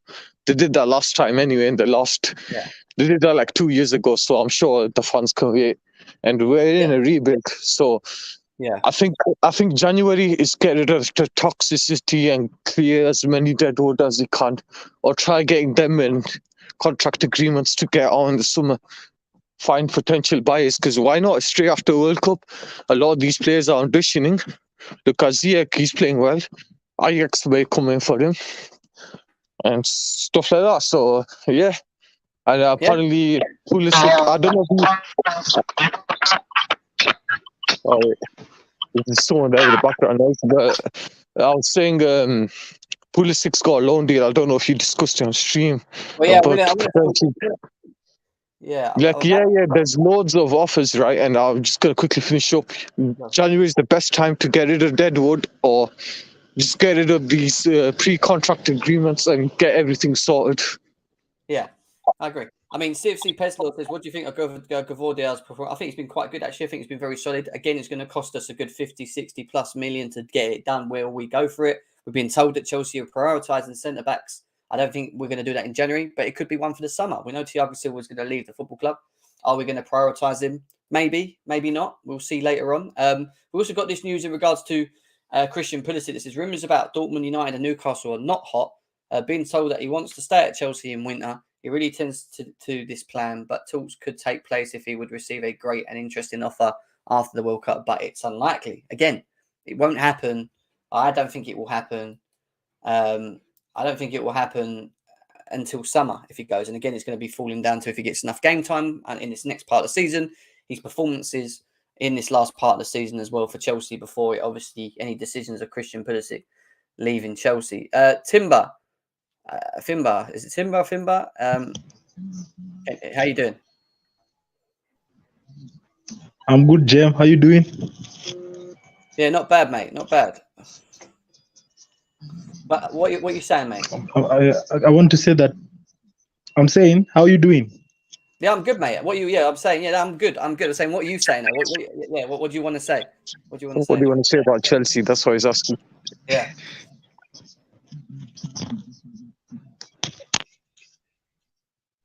No? You have nothing to say about Chelsea? You want to talk to us? I think he's sorting himself out, but we might say put him backstage in. We have the JP in the house as well. Listen, the link is in the chat for you guys to come in and have your say. If you want to come and talk about Nkunku, you want to talk about Mason Mount, you want to talk about anything related to Chelsea, Declan Rice, Bellingham, Pulisic, the link is in the chat. Come in and have your say if you've got time to do so. But yeah, Hassan, do you think Pulisic will stay or go, Chelsea? I think with how everything's going at Chelsea and the constant change, right? I feel like a lot of players are unsettled with how things have been constantly changing and stuff like that. And if I was Pulisic, the way it's moving for him, right? He's a big marketable player. And it depends because Bowley, I don't know what Bowley's true intentions are, but we've seen how players with shirt sales, despite how average they are for the club, they tend to stay long simply because of what's called PR reasons and stuff like that. But personally, I think he should go, and I think it's best for his career he should move as well. Maybe go back to Bundesliga, maybe Serie A or something like that. Something where the pitch is a lot wide for him to, because I've noticed, I know that Stamford Bridge isn't the widest pitch, but I've noticed that he tends to play well when the pitch is quite it's not narrow for him, or it's not he's got a little bit of time on the ball. And I believe for his career and for his benefit, and I wish him well if he does. I hope he goes. And I don't mean in a bad way, because it's not good. It's not the funny thing is people will know that if we get rid of players like Havertz, players like Ziyech, they will all do well outside of Chelsea shirt. But what good is it doing outside of Chelsea shirt? I'd rather have players that are known or unknown that will do the job for us. I couldn't care less if they bugged 500 goals in 800 games, like at a different club, you know what I mean? So Yeah. for No, I hear him you, bro. and for like half the players, if they all want to go, like this is the first time in my lifetime, and I believe it'll be the first time in many people's or many Chelsea fans' lifetime, that if 60-70% of the current squad go, we're not forced. We'll be happy and glad that they leave. Because Yeah. I've never Yeah, no, seen I as hear a you. unit. I've never Yeah. seen as a unit this bad of a Chelsea squad in my life. Like in the other Chelsea squads, you've had at least about a couple of individuals that were just genuinely shit. But these lot Yeah. as a unit, I'm so average. They only turn up for cup competitions. That's not good enough for us. And it's We're a cup team. unfortunate. We're a Yeah, cup team, exactly. mate. And that's the problem, really. It's just weird. I wouldn't even say the cup team right now. I just think Tuchel made them look like a cup team. These lot just average. Like, it's just gotten to the point where I'm just happy to see half of them go. And I just don't want Potter to get the blame, because under that time before the World Cup, I was going to slip my tongue and start talking about Potter, but I didn't want to because it's way too early. And I know he has questionable tactics, but in this era, I'm just saying it's going to be Arteta 2.0. I literally see it where our fans are questioning the standards of the football club, this, and that. As long as Potter gets rid of toxicity and builds a team that's ready to compete, even if he's not a good manager, the next manager will come in and start winning. I just want him, the bare minimum, even though I don't rate him, is get rid of the toxicity and actually build a project here that's capable of winning. Yeah, I hear you, bro. I hear you. Timothy says, "Hey, Jem, big up for love from Kenya. Big up to Kenya and big up to you, Timothy, as well. Big up to Gary in the house as well. Big up to True Blue as well. Nice to see you, Catman. Nice to see you. Doesn't want to be at the club. Him and Zeke, you see it on their faces, even in training. Get rid quick is what he's saying. Matty says, trust the process as well. Big up to Joey in the house as always. Says, smash the like button. Please, guys, do that. If you haven't smashed the likes, please get them likes up for the channel. It helps. It helps it massively moving forward. And yeah, we'd appreciate if you could do that as always. Trust the process is what Moose is saying. Chelsea Dan, how you doing, mate? Are you there, Chelsea Dan? That's the number 2 right there. Everyone's falling asleep today, aren't they? They're coming in and just chilling. I'm here. Yeah, Jem, I'm big up to you, bro. How you doing? I just had a bit of bad news on Saturday, mate. Why? My cousin got murdered at Richmond thing. Sorry to hear that, mate. Really sorry to hear that. Yeah, Not good. Not good, mate. Reese's name is one good heart guy, man. Chelsea supporter, and for Reece James and John Terry said a message out on Twitter and that for him. I've got a big respect for our Chelsea Football Club. Good signing, but anyway, good news about Nkunku, isn't it? It is. What's his name, Chelsea Dan? Nkunku, Christopher Nkunku. No. What's the name of your cousin? What's the name of your Oh, Reece. Reece. Yeah. Well, all I'd like to say is RIP to Reece, a big Chelsea fan. Sorry for the bad news, mate, as well. Yeah, RIP to mate. Sorry to hear it. Yeah, I don't really give out the surname because it's like the family. Don't do like, that. listening. Don't do that. Just wanted to know his first name, just so that I could give him a yeah, quick, thanks, Jim, man. Yeah. I was going to stream on Sunday because he was going to come on, do the stream, watch them, but I cancelled it. I was going to come on to the shows and that, but I thought I'd come in to big up, man, to you, to say hello to you guys, man. Yeah, well, but, what we were talking about, just real quickly, was obviously Nkunku. It's nearly there, obviously. There's nearly a here we go for that. Big up to Alex in the house as well. Declan Rice as well. Obviously, it seems like there's 2 clubs in front of Chelsea for him at the moment, is what Matt Law said.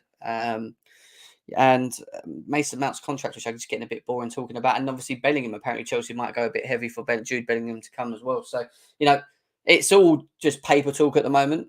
Things change every week, as we already know. And that's why I'm doing these once a week shows just for now, while the World Cup is still on, just to touch base, because there's always something going on with Chelsea. But talk to me about Christopher Nkunku, mate. Like, are you excited for him? I tell you what, Jem, he's a baller. Yeah. He's got a bit of injury for a minute, Yeah. but this guy seems to be an ex. I think he'd be an ex-Drogba. The goals he scored against Real Madrid, and the goals what he's doing at RP Leipzig. He's got talent, man. He can play up front. He can play behind the cam. He can play behind the. He can even also switch it from the middle side. This guy is just unreal, man. He's still young, got the talent, and he's just proved himself. And I'm happy that we've got him, Jem. 100%. And do you know what? I forgot to do this. Thank you to Chelsea Database. I asked him earlier to send me something across on Christopher Nkunku in terms of like a breakdown on Fred and stats about him. So I'll just quickly fly through it quickly. And it all goes on to say that Christopher Nkunku completed a cardiological medical check to join Chelsea at the end of the summer. We were told this was in September, which is why the whole deal's progressed forward. Technically sound, creative, and can score. He's 24 years old. He's got a 52 million release clause. A good deal and a brilliant addition. What are your thoughts? And then when you go into this sort of grid breakdown, it gives you a bit of an idea of, and we'll look at the heat map first if I can get to it, where he finds himself across the pitch. It seems that he finds himself heavily either on the left or obviously in the middle of the pitch. Obviously that heat map might be based on a full 90 of over a certain amount of games because it's quite a lot going on there. But, in terms of progressive passes, you can see that he always looks forward as well. And I know he's going to be leading the line, but like this goes back to what I said about his versatility. He has played off the left. He can drop deep, link play, and help us move forward up the pitch. He can dribble, again, which is another way of creating against opposition. Something that we lack in our forward line is players that can pick the ball up and create, drive, make space, and allow other players maybe that don't have the dribbling ability to use their strengths, which is running into the pockets of spaces in the movement, the link-up play. And I think we missed that. You look at this grid here, it gives you an idea of his XG, goals, etc. And this is based on his Bundesliga record at 21-22. This is per 90 stat as well. So his XG is very high at 98. His goals, it says 99%. He's clinical at the moment. He was clinical in that year as well. I don't know what SOT is. I couldn't probably answer what most of these are. I don't know what SOT is. But then he got conversion. Like shots on target or something. Yeah. Shots on target, again, very, very high in terms of grids in that year. Conversion is very high. His pass completion is very high. His assist level, so again, he's not wasteful with the ball, is very high. Key passes, again, someone that can create key passes is very good. His progressive passes isn't as high, but it's still quite high in terms of where it is over a per 90 basis throughout the season at 70. Through balls is at 80. Don't have a clue what SCA is. Scores. I don't know if anyone knows. I think that's to do with the German league. I think it's the when they got a counter attack. Is it something called a counter attacker? An assist or something. Like you got the shot on target and you got something to do with the assists. I'm not sure on that one. Yeah, the overall grid itself is impressive. You can see clearly here that he's and he's not even that bad aerially as well, with a 78% for the aerials as well. When we go over to this side, I'm not a big fan of XG, so I'm not going to sit on it too much. But you look at the creativity, created chances, dribbling as well. We know that he's very good at doing that.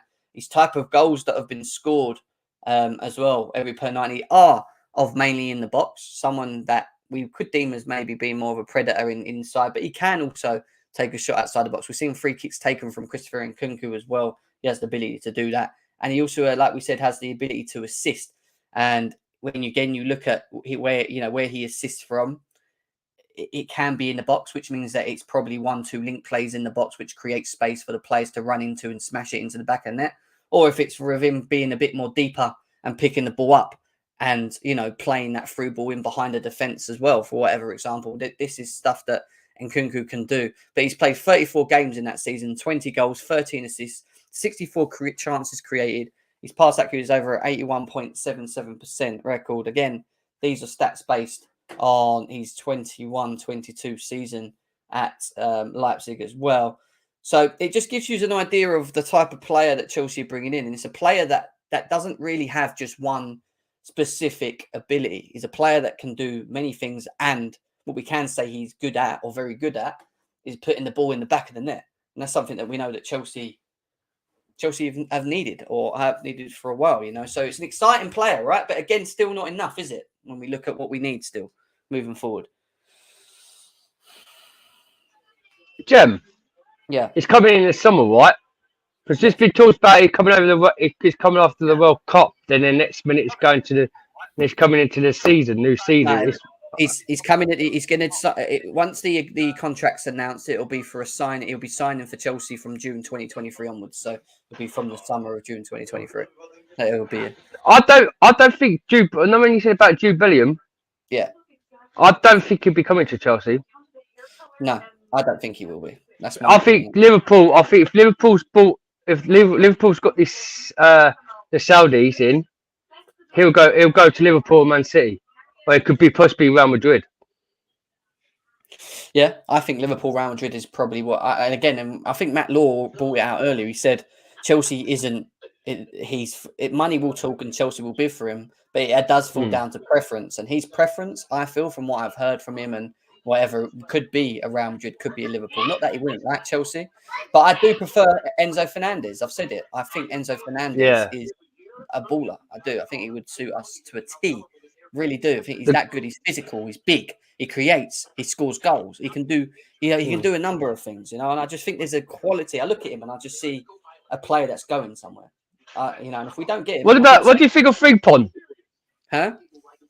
But there's been talks about us getting Frimpong from Bayer Leverkusen, the right back. Yeah, again, it will just be squad depth, wouldn't it? I don't expect him to be more than just coming in to help the depth of the squad, really.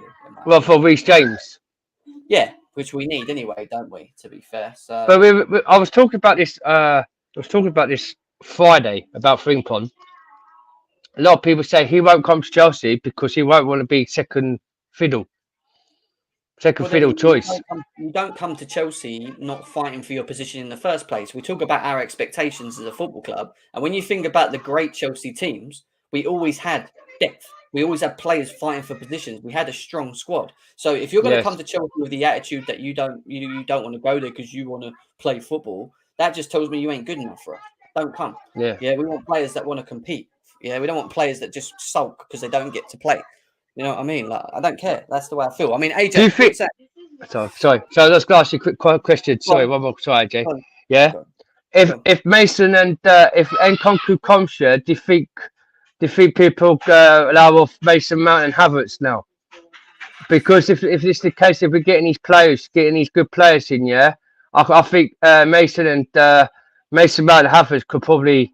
And like with Nkunku, I think they'll start playing at their best at the football club if we're getting these good qualities in, because we need these qualities to come in to like more experience. So because Mason's still young and so is Havertz, try and get them to be more for ballers at Chelsea Football Club, so they can show that they've got the capability that they could be the main star for Chelsea Football Club. I know they're not doing it for a minute. Everyone's saying about Mason and Havertz not doing it for a minute. But we've got now to give it time to build a good squad around them, so they can actually be the Chelsea future stars for us. Because we can't just like, I've looked at the stats here before Mason and Havertz and the last 2 years, them two have been our best players than any other players in the last 2 seasons. That is totally facts. I've looked at their stats. They've been the best player out of any other players at Chelsea Football Club. We haven't won anything though. We won the Champions League, but that's about it. You know, it's not good enough. So I know that, AJ. I know what you're saying, mate. But they have one season this season. They've just been shocking. They've had one football. All football players. It's not good enough. The standard got to get higher, and in order for us to get there, Havertz would probably have to get sold so we can get a player that can help us get to. I don't think that happened, mate. Okay, you don't have to think it. It's not up to you. But I don't think. Todd Bowley's. Go on, AJ. Go on, I AJ. think Mount is more likely to stay than Havertz, and they kind of play. Yeah, I do. In the same areas. What I would say, AJ, is I don't see and I'd be shocked if this does happen because that means we're really going to utilise and sort out the forward line. I don't see Ziyech because I think Ziyech's going, right? I think he'll go. Yeah. And I think Pulisic, depending on the second part of the season in the summer, could go. Yeah. So you're telling me that Pulisic, Ziyech, and Havertz all go at once in one summer window? I again, and if we Why do not? that, well, no, I'm not saying we don't. I'm just saying if you do that, you're then alleviating the pressure of we have to bring in, and that means that Nkunku is not enough with Mason Yeah. Mount. And so, who do you then go to? Because Leao is a great player. We Yeah. already know this, yeah, and I Yes. think he would be great. Don't get me wrong, he'd be a Exactly. good step in the right direction. I just don't see Chelsea. I think we'll be aggressive in terms of strengthening the squad. I think we will have to let players go, but I don't think we'll be that aggressive to the point where we let a lot of players go in one position. If that makes If sense. we let Ziyech go this winter, are we going to replace him with a player this winter? No. I don't see us being linked to maybe anybody. Trossard. Maybe Trossard if we can get him. Okay, and that's yeah. a 1-to-1. Now that gets rid of Ziyech. Now we still have Pulisic and Havertz, who are kind of two players who are also not completely making it at Chelsea. You know, not saying that they're bad players, but it's just not working at Chelsea. And that's another two players. Those are two valuable assets that we can sell. And, you know, Havertz, you could probably get, 60, 70 mil for Havertz. Pulisic, you could get probably 40, 50 mil. So, and I'm sure, we could fit Leao in within that money and maybe another player. That's if we get these players. Again, we might have to get Champions League to be attaining these type of players like Leao and Enzo Fernandez. After playing in the World Cup, everybody's watching you. So they're going to get bids from not just Chelsea, so they might get bids from World Cup teams. And now they're like, Champions League teams. And now they're like, oh, I like Chelsea, but these guys are in the Champions League. And Chelsea look like they're not sure of what's going on right now. So I'm going to go somewhere else. So we're kind of still in that balance to me. It depends. AJ, can I ask you a question quick? Yeah. Say if we got Leao coming us next season, and he does exactly the same thing like Havertz, are you going to moan him that you want him out the club? When did we sign Havertz? How long has it been? This is his third season.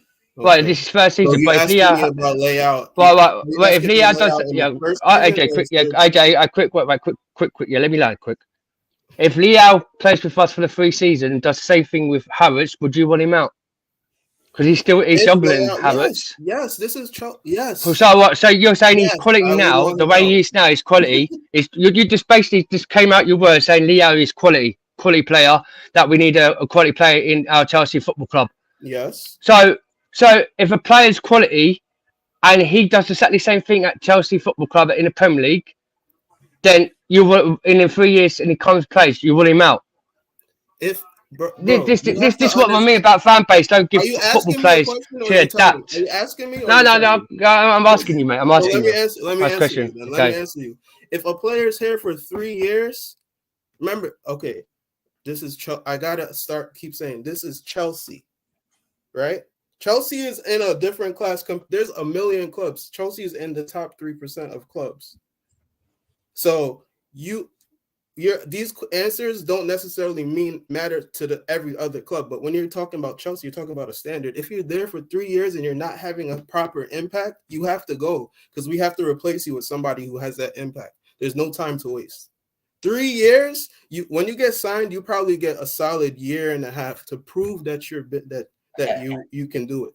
And after that year and a half, questions start asking because now contracts start coming up and all of that stuff. So I agree. I agree with what you're saying. To agree, I think expectations at Chelsea have to stay, but at the same time, and I keep reiterating to this, expectations and where we were 10 years ago you can have that, but it's also understanding where we are as a football club right now, and where we are as a football club isn't anywhere near the expectations that we set in our own brains of where we should be, and why I say that is because we already know that we have many problems with this system. We already know that there's so many things that we need to sort and utilize. When I said, and I'm going to ask you in a minute, AJ, about Nkunku, I want to know your thoughts on him at Chelsea, right?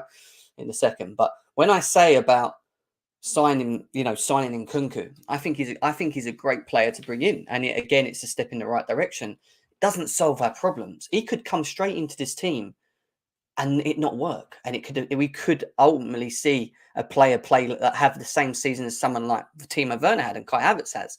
Then the question then comes, why are these players that are this good in other teams coming to this football club and not working? What is it? Is it the individual player, or is it the fact of where this football club is at the moment? And I'm talking about from a system basis. I'm talking about from being in a transition. I'm talking about, and I agree with the Kai Havertz thing where you say he's had 3 years, and I understand it.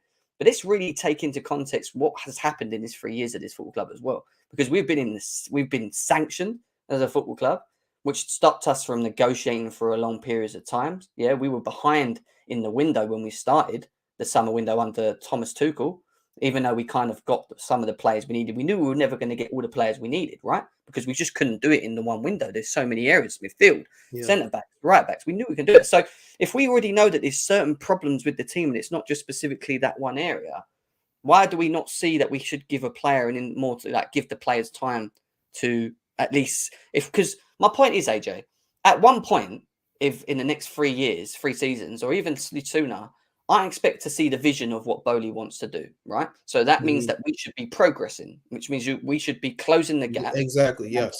Right? So that tells me we're bringing players in that match what Potter wants to do, that the systems that we play look more consistent now because we have players that are able to do it and it looks better. And then the question lies on the players that were, before Potter, before Potter, Thomas Tuchel, it will then fall to the players that are still there to be able to keep up with the progression. Because if they can't still fit in the system and be consistent and force themselves into 11, then it's a problem. Does that make sense? But it makes sense. When we talk about it being a problem now, like specifically now, any player comes in, my issue with it is any player that comes in now individually, yes, it improves us to a degree, but equally they could still have the same problems because we don't have the system, the structure, or anything that we're trying to do yet. I agree.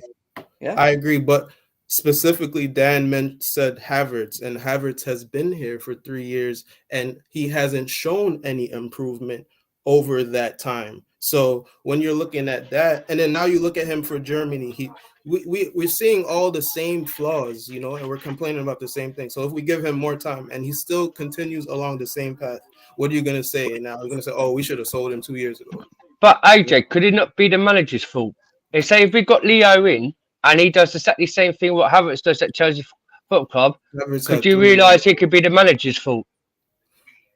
It can be. Listen, it could be the manager's fault. It can be anybody's fault. But at the end of the day, when you're watching the game and you're seeing the mistakes, and then you're seeing it year after year, or then you're seeing it, and I'm not just trying to pick on Havertz, because Havertz has his great moments as well. But I agree. In general play, like sometimes you just have to accept that it is what it is. It's not working for Chelsea. He can go somewhere and thrive, but for Chelsea, it's not working. Yeah, but that's why you're looking at Nkunku and these type of players. They play in the same position. Yeah, but the reason that like Havertz will thrive, but again, he would have to go to a team that has a system built for him to get the best out of him. That makes sense. Like I just think he's the problem with Kai Havertz in this team, and I've said this. It's not that he's a bad player. I don't think he is a bad player. I just think he's a player that not only needs to be in the system, but he's in a team where if you look at the forward line at Chelsea, they kind of all do the same thing, which is they don't really have the ability to dribble and open space. They just like trying to run into space. But how can you run into space if people ain't creating space? And that's like when you're looking at Mason Mount and Havertz when they play further up the pitch, they want to target space. But then we're asking them to take the ball and dribble, but they're not dribblers. So what do you need? People that can actually create space for them to run into. Like, well, that's what I'm saying. It sounds like I'm going pretty deep with it, but there's little things like that I watch and I'm like, there's the problem. Like we ask players to do things that they can't do and then we say this shit. But it's not. It's just that we use a system that don't really work with them. Does that make sense? Like, it's not even that you're going deep. It's just that's just what it is. That's how the game works, Yeah, hey, Jem, quickly, sorry. But I want to ask one more question, yeah? So, when Jose Mourinho at the time signed Kevin De Bruyne and Mohamed Salah, who's been the best top scorer for the Premier League for Liverpool, why did he come out a statement and say they weren't good enough? And now Jose Mourinho is wrong and look at them two now being world-class stars. So if we got rid of Havertz to a different club, like say he went to Liverpool, Man City, and did shine for City with that team, what would your question be on that one? Because this seems to be everyone seems to blame Havertz and Mason Mount not doing work at the Chelsea Football Club. Why did we not give Salah or Kevin De Bruyne the chance at Chelsea Football Club then? I want to know that one, because you see Salah at Liverpool now, mate. He's been one of the best players in the Premier League, who scored more higher goals than any other football club. Again, it's a system. And Kevin De Bruyne. And Kevin De Bruyne's done more. Yeah, but look at Giroud. Look at Giroud. He worked at Chelsea better than Arsenal. So it happens. It just happens like that. It's just the fit of the player and just the whole situation, you know, what it equates to. And right now it's equating to Havertz, equated to Salah and De Bruyne not working, but then they went somewhere else and it worked. AJ, you know, answer this question quickly before I go to Nomadic. What is your thoughts on Christopher and Nkunku to Chelsea? As it's getting close anyway, but it's the type of player that I think we need. We don't have somebody who's a dribbler or just somebody who could do something, you know, 1v1 or 2v1, you know. He could create goals, he could score goals. So it's the type of player we need. Again, like you said, and you've been saying, it's not enough. We need multiple pieces to create the picture. So he's a good place to start, you know, but we need 2-3 more players in that type of mold, and then, you know, now we'll be talking. So it's a good start, and I'm happy we're doing it early. So fair enough. Nomadic, how are you doing? I'm good. I've just been listening to you all. Like, two things can be true at the same time.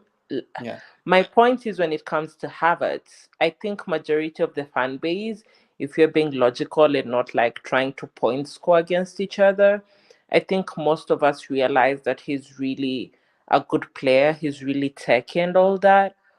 But we can just probably accept that it's not a good fit.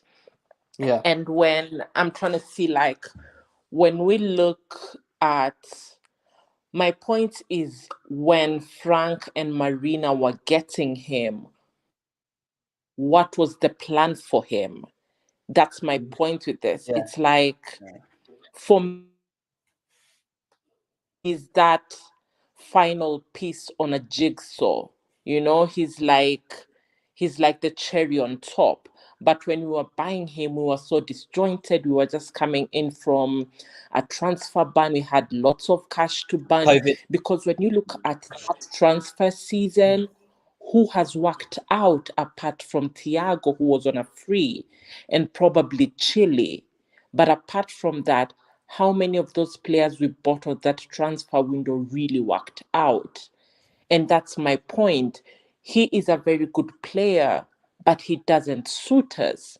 I really think if you give Bayern a Havertz, I think he will ball out. Yeah, he just doesn't work for us. I don't know what you all think. I agree with you. I always said if Bayern Munich come from tomorrow and take him for 50, 60 million, the reason it works is because not only the structure, but the quality of players that play in that system will only bring out the best of him. The issue we have is that everyone that plays in our 11, barring maybe a 2 or 3, are not consistent in their own performances or do not provide the level that we need to bring out the best of each other. And that's why we have that such unbalance, because I keep saying it, this crop of players, I don't trust them. I don't trust these guys, man. They've not shown me anything to trust them up to this point, you know. It's a transitional period. It's a rebuild. It is what it is, and this is why I'm saying we have to be patient. And whether Havertz stays, I think Mount will definitely. Will people moan about Mount being at Chelsea? You're just going to have to take it. He's going to be at Chelsea. Definitely going to be there. It's just going to be down to Mount once we start progressing, once we start bringing in better players in better positions that then shows consistency in Chelsea's performances. It's going to be down to them players to up their game and hold their performances and force themselves into this 11, because the aim is to get better. We ain't where our expectations are as football fans at the moment. Our expectations are here. We're down here. So we're working our way to that.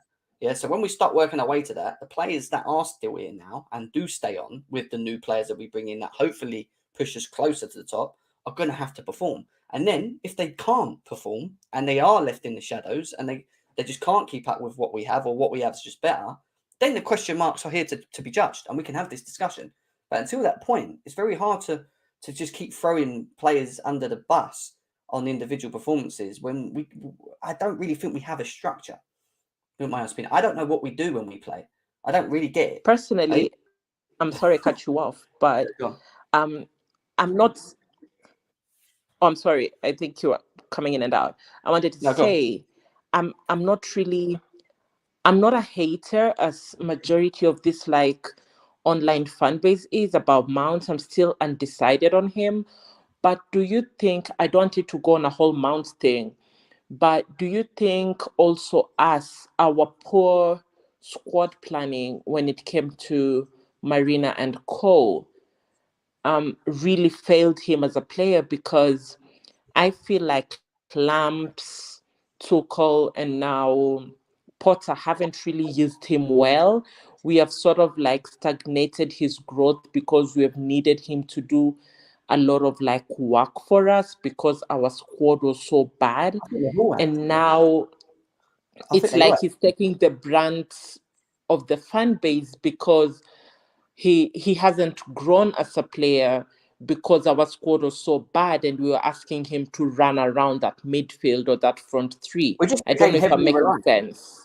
We just become heavily reliant. He became in our head the go guy too, the Eden Hazard player, because he had a good 2 seasons. It was like, oh, he has to get us out of this now.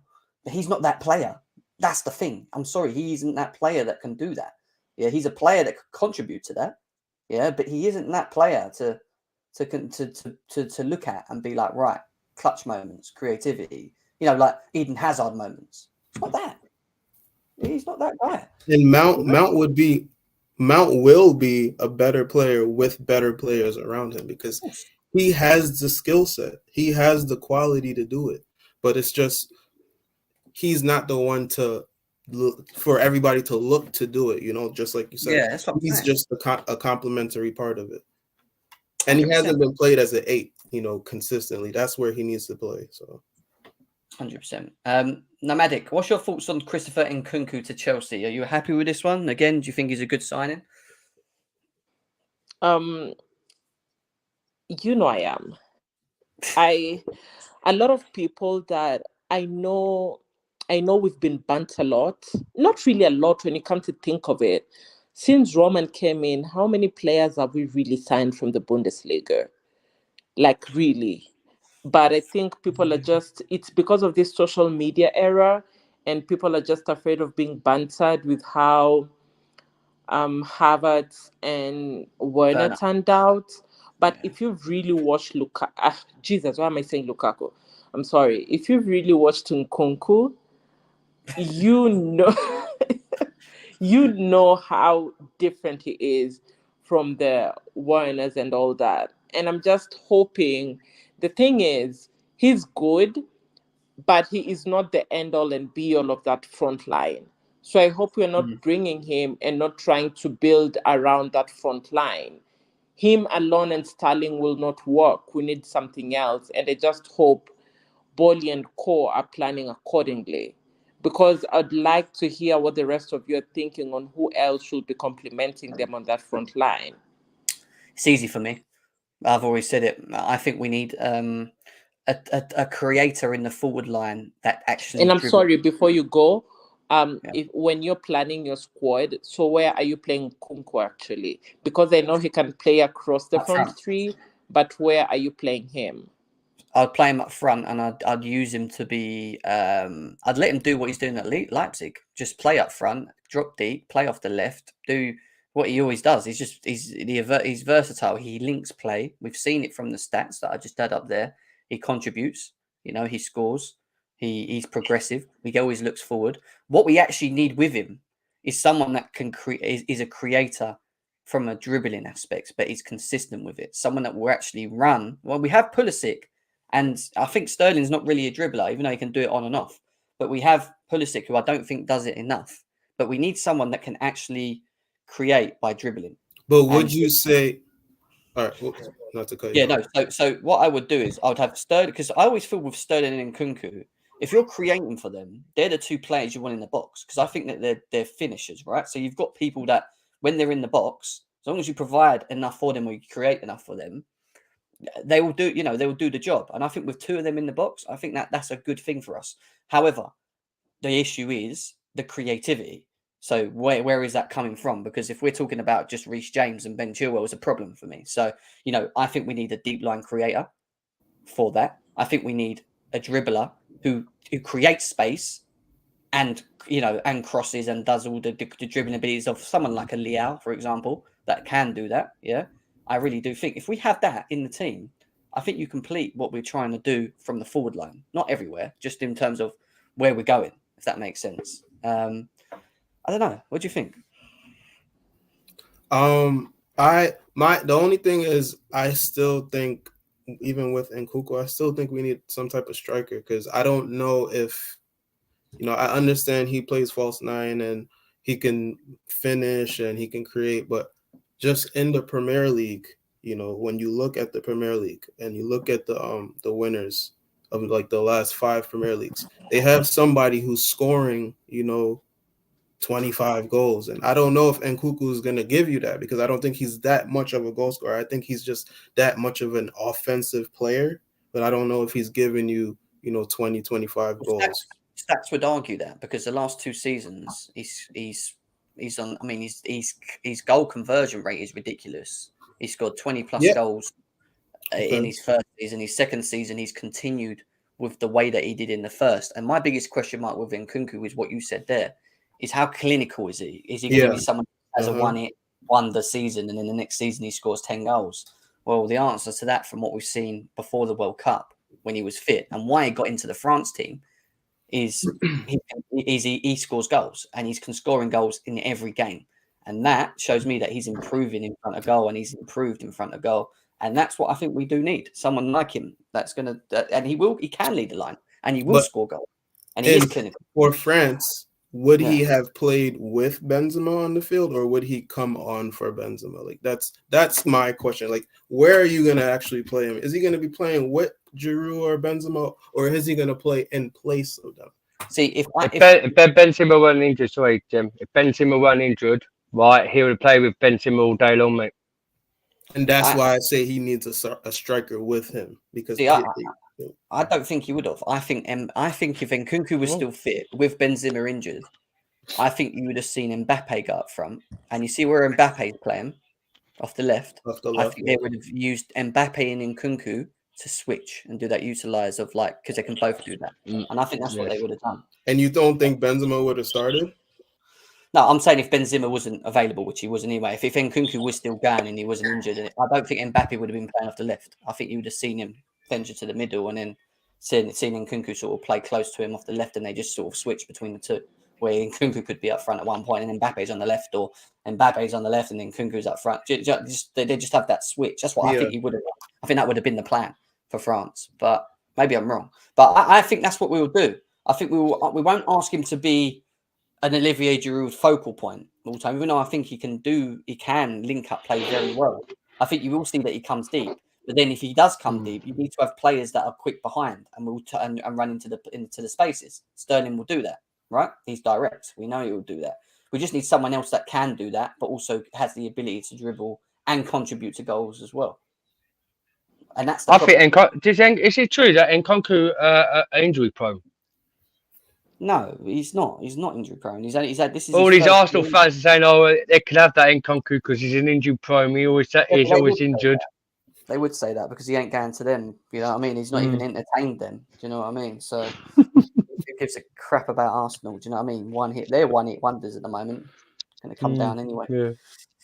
Yeah, but what was all this is all good and I'm sorry, I was saying all this is all good and rosy, but who's creating those chances for Nkunku? I was just sitting here listening and I'm like, okay, that's fine. But who's giving him those chances for him to score every 2 games or every game? If you're talking about now, if you're talking about what we have in now, him coming into that, not many. You'll have the same problems. And that's why I say we need to have more with him. He's not enough. He's not enough. He has to have creativity around him. That's why I said Enzo Fernandez. That's why I mentioned Leao. That's why I mentioned the fact that we might even get a Declan Rice, progressive from the deep line. You know, like we need creativity across the pitch, not just in one area. We need to have it up front. We need to have it in midfield. We need to have it on the wing. We need to have it we need that. I'm telling you, we need to have that option. We don't have that.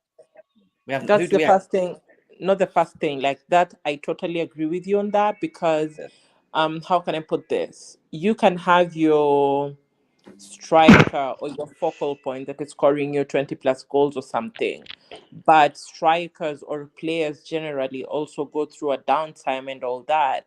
You need other players in the team contributing to that, and probably with us, we are one of the top 6 teams or something that's probably, depending on J5, who majority of this fan base is always hating on, to score us penalties for him to be our top scorer, which is extremely embarrassing. Or Lukaku, who we've now loaned out to Inter Milan, and was No really matter bad the who whole striker would you season. want at Chelsea Football Club though? Because we ain't really got a striker who can adapt to scoring goals like 30 to 35 a season. So if you're That's not thinking the thing about I'm Bro, saying. yeah, I but a was lot of people agreeing say with about Jem. Broja. A lot of people say about, well, let's have Broja give him a chance, and when we do give him a first chance, he ain't scoring no goals. So who would you want to come in for Chelsea No, Football my Club? point was we can't really depend on one striker. I was agreeing with what Jem was saying. You need creativity and everyone sort of probably contributing to the goals Contribute, everywhere across that pitch. You see the way Arsenal, you see the way, who's this? Is this Jesus or Jesus? That guy. Jesus. I'll go with Jesus. Jesus Gabriel, ain't been let me say that. scoring for Arsenal though. He ain't done nothing since the last he's new gone season. on like a 10-game barren run, but everyone in that team is contributing to those goals. But for us, if one of those 2 players are not scoring, if Oba is not scoring, is J5 is not getting a penalty, who is scoring those goals? And that's what I was agreeing with Jem. Apart from us just getting Nkunku, we need creativity and people pitching in from all over that pitch. For us, it's like it's either J5, Reece, or Oba, or probably Sterling. That's it. Apart from that, no one is scoring goals. Maybe Mount as well, to a degree. Yeah, facts. I've got to go. One of my aunties ringing me. Slow down, man. Because I'm a bit emotional still, but all the best to you guys, man. Take it easy. I thought come on and support your channel, man. Big up to you guys, man. See you later. Take care. We are going to finish it off very shortly anyway. I just want to quickly read Jem, one thing I wanted to ask, because you had said it earlier, and I was totally disagreeing with you. Which competence... We're not competent. We're definitely getting a competent person, but which really good right back is coming to be Reece James' backup, and while Reece is just 23. Well, this is if Reece was 30 or something, someone would look at it and like, okay, let me learn from you and be like steady into the team. Within a year or 2, you're gonna be phased out. The same thing we did with Ashley Cole and Aspi. So you saying players don't want to come and play in that position because they think because they could just see that Reece James is still very young and that he's going to start games. Yeah, you know me and you talk a lot, and they were saying, I'll send you those. They were saying Chelsea were having a problem during the summer because of that. It was becoming very hard to convince players. I'm sending them to you right now. They were saying it was becoming very hard for them to convince players to come be a backup to Reece. You really have to sell it to him. That's a problem like for me, though. The player on a pathway of you're not going to be starting probably most games. So let me ask you this: why did Cucurella come to Chelsea if Ben Chilwell was there? They're both good. They're both good players. Right? I think one of them is gonna go. I think we honestly know that, and I think majority of Chelsea fans were. An ACL is a really big injury. We probably knew Ben was not gonna come out immediately and be fit. You're probably gonna have to give him a year to get all that, and it has turned out to be probably one of our best transfers for us to get Nkunku on that left side. But going forward, Nkunku got a 5-6 year deal, and Ben is on his third or something. Both of them, if we're being honest, both of them are not going to stay here. Yeah, but let me ask you this. This completely goes against the whole point of having squad depth then, right? What is it? What is it something that we completely lack when we moan about the quality of squad depth? It's not specifically the numbers, because you can have numbers. It's the people coming in and playing in the positions, right? Because what happens when Reece James doesn't play? The level, it completely goes, doesn't it? Because what do? We ask people to play in this position, out of position, or we ask a 40-year-old or 35-year-old or a 33-year-old Aspilicueta to do a specific role in a system which his legs don't allow him to do to the level, and he just can't do, because he's not got the balance to go forward and backwards. So my thing is, every top team has, and I'm looking at Man City, for example, has squad depth. They have players that come in, and they have players that compete for their positions. Now, it's down to them to force themselves into a team. But at the same time, let's not be silly and not say that we do not play 50 games a season, because we play in 4 competitions. These guys will get games. It's not that they don't get game time at Chelsea. I get that the fact that they want to be starters and this, that, and the other. But my question is this. If you're that great of a footballer and you think you're that good in what you do in your position, and you've got a top football club around the corner looking at you going, I want you, come and play. We need the depth, and we want you to compete with Reece James for this position. Why would you not want to do that and test your abilities up against the best when you're going to turn around? If I might answer you, let me give you an example. When you're going to turn around and just say, for example, like what you've said to like some players have done, is go, well, we don't want to come to Chelsea because we're not going to play and we want to start. What a shit attitude to have in the first place. Don't come, is my opinion. Because that tells me that you're not coming here to compete. You're coming here thinking you can just walk into a team. That doesn't work like that for Chelsea. And the successful Chelsea teams of 10 years ago, 15 years ago, at one point in our midfield, we had Essien, Ballack, Deco, Lampard, Makelele. Like, we had so much quality in just one position, and they all used to compete with each other for the role. Like, we always had depth, and that's what success is, having depth in your system. You have a great core 11, but if someone gets injured, we want to keep that level. So you bring someone in that can keep you to that level, and they contribute and they work hard, and and they're a benefit. And that's the thing. It's not about them not being valued. It's them fitting the system. Do you know what I mean? Like, they've got to feel that at the same time, and that is down to the managers to do that and give them the game time. But if you don't want to come because you don't feel there's no point because Reece James is playing right back and you don't think you're going to get any game time, that tells me you're not ready to play for a club like Chelsea. It's the way I see it. But Jem, let us be realistic about this.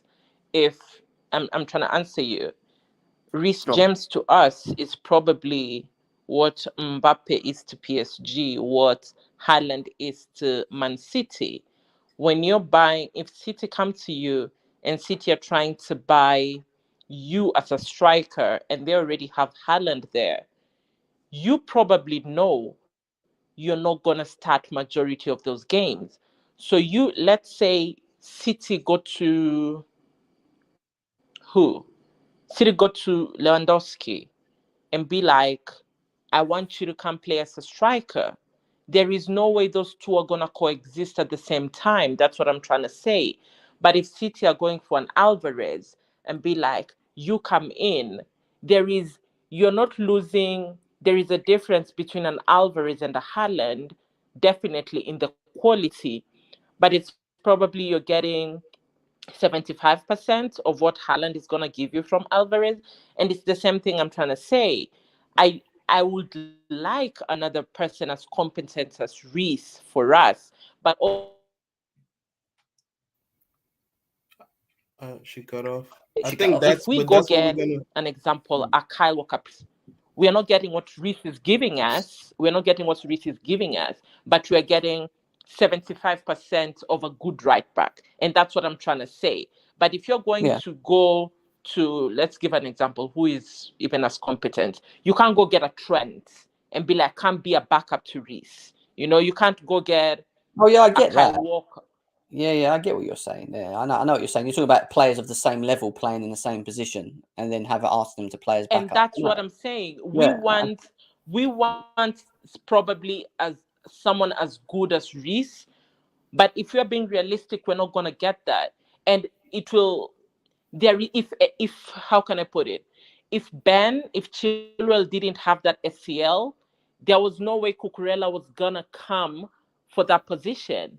It No, you didn't make can't say it that. wouldn't You have can't made say that. sense to You him. can't say that. I don't I think you're assuming a lot of things. You gotta understand. This is Chelsea. They know What that am I they're gonna get. assuming?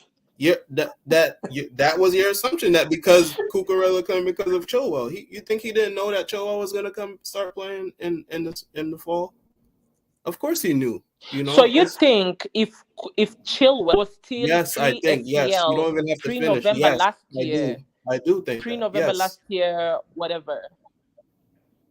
we gotta hold our club to a bigger standard, man. Okay. This is this is Chelsea. Like Jem There is said, a we reason. have There 4 is or a 5 reason. world class players in the same area. Like It's that's not like what it is. Cucurella was playing in Atletico Madrid or something. He was Exactly. he was playing Right. at Brighton, so he was gonna think of it as a massive upgrade. Yeah, it's a step up. Like But you this have is to. where we go bad because you're still, and Chelsea are a massive club. We are big, but there is no way you'll still think we are where we were when we No, we're had not. the No, Makeleles, but we the want to get Balaks, there. and We want to where get Joe there. was putting We all us. know. We're not there. We all acknowledge that. Yeah, we know that. We all know that we're not at that level. Don't get me wrong. But what Vic's saying here is correct. Rudiger didn't worry about Alaba and Militao. He was ready to replace them. You're assuming Cuckoo's now knows Chile is a top player. Now, that falls down to what I keep saying, competition. Some players, maybe like Cucurella, for example, comes from Brighton, had a very good season at Brighton, looks at Chelsea as a top club, wants to challenge his ability, comes to Chelsea, knows Ben Chilwell here. So, You are not going to buy a 62 million player and sit him on the bench. you're not. I don't get. My only counter argument is to that is a lot of 62 million. the prices are inflated, and Yeah. don't forget though, I'd rather have the quality on the bench to go and compete for the league and Champions League and maybe win both. Because I don't want to get to the stage now where we have a Chilwell and then a Marcus Alonso on the bench, someone that's bang average. Yeah. We want someone that's But top that's 4 not what I quality. said. I Why didn't do say you? go have Marcus on the bench. I said No, go but get this someone is why competent. these competent players are going to cost around 50 to 70 million because the prices are inflated nowadays. There's nothing you could do. Sponsorship and money and income is increasing year on year, and with the Super League as well, that's going to be inevitable. A revamped Champions League, more money, higher inflated prices. Like But you Hassan, if can't. you're buying from the Premier Let's League, the price is gonna get I'm sorry, I cut someone off. The price is gonna get inflated because you are buying from someone who probably has another billionaire owner. The Premier League pays the rest of the 20 teams equally, and like from the Bundesliga, from the Serie A. So you can't look at everyone buying from the Premier League. You can't bully no, another Premier League team. There is a then the reason why logic is buying outside the league is slightly, not even slightly, is cheaper. I agree with that. So what I will say I'm not to trying that to talk money, let but me you're just gonna quickly pay more if you're buying from a Premier League team. Let me just say this. When we were specifically talking in this discussion, my reference wasn't to talk about value of players. Obviously, it seems like you're talking about players coming in that are at an equal ability that cost a lot of money and are one of the biggest players in the world. I wasn't. My mindset with it isn't specifically about the money and how much we pay for it. My mind's paying for the player. Sorry, my mindset is based on how does the player fit what we're trying to do. And he could cost us 30 mil to do that. So it doesn't. So I agree with you. I don't think Chelsea's plan moving forward is to buy every top player that plays in that would fit our system. That Potter wants to do. Pay 70 million, bring him in, and do you know what I mean? Like, I don't think we do that. What I think we do, and why we've brought in the recruitment that we have, which we're going to see. I'm talking about the recruiters, the hierarchy, the people that we're putting in the pieces of puzzle. I think the idea will be to go out into the market, still buy the top prospects in specific positions because we need it. Don't get me wrong, they're not going to stop doing that to a degree. but also look at areas where we can maybe look at the next big person, big thing, who can come into this squad, but also suit the system or the thing that we're trying to do. You know, so like finding players that are not world class, maybe top players or just good players, top players, Exactly. that we can then make world class, which is what Man City did with Rodri when they bought him, for example. Exactly. Yeah. So that is going to happen. I don't disagree with you on that. I don't think we go and spend 70 million in every area and have backup and they, and they sit on the bench. No, I don't think that's going to happen. I think the idea is to buy players for the core 11, which will cost us money to get us where we need to. But in terms of the squad depth, we will have to start looking at players that are maybe the next big thing, or that are not maybe world class, but actually suit what we're trying to do. And that's going to be down to the scouting team. That's going to be down to the recruitment team. That's why they're being all brought in, to look for the future. So I agree. I don't think it would just be spent 60, 60, 60. I think it's going to be a slow build in terms of the depth and trying to make the system strong fully. And I'm not just talking about. Let me give an example. Even with Man City, this team that everyone is trying to probably get as much depth as Man City have. Let's even take an example of their backline. If Stones is out, injured like he was, or Walker is out or whatever, they brought in a Kanji. How much did a Kanji cost? Less than 20 million, but he's doing the job. They have Ake there. You see, you don't really have, that's what I'm trying to say. They are not John Stones, they are not Kyle Walker, you know, but they can do a 70% of what the first teamers are giving you. And I think that was what I was trying to pass around. You can't, you need squad depth, but at the end of the day, when you're thinking about building a squad, you're also thinking about squad harmony, you know, and you can't have superstars being a backup to another superstar. It will just not, it won't be harmonious. That's what I'm trying to say. Yeah.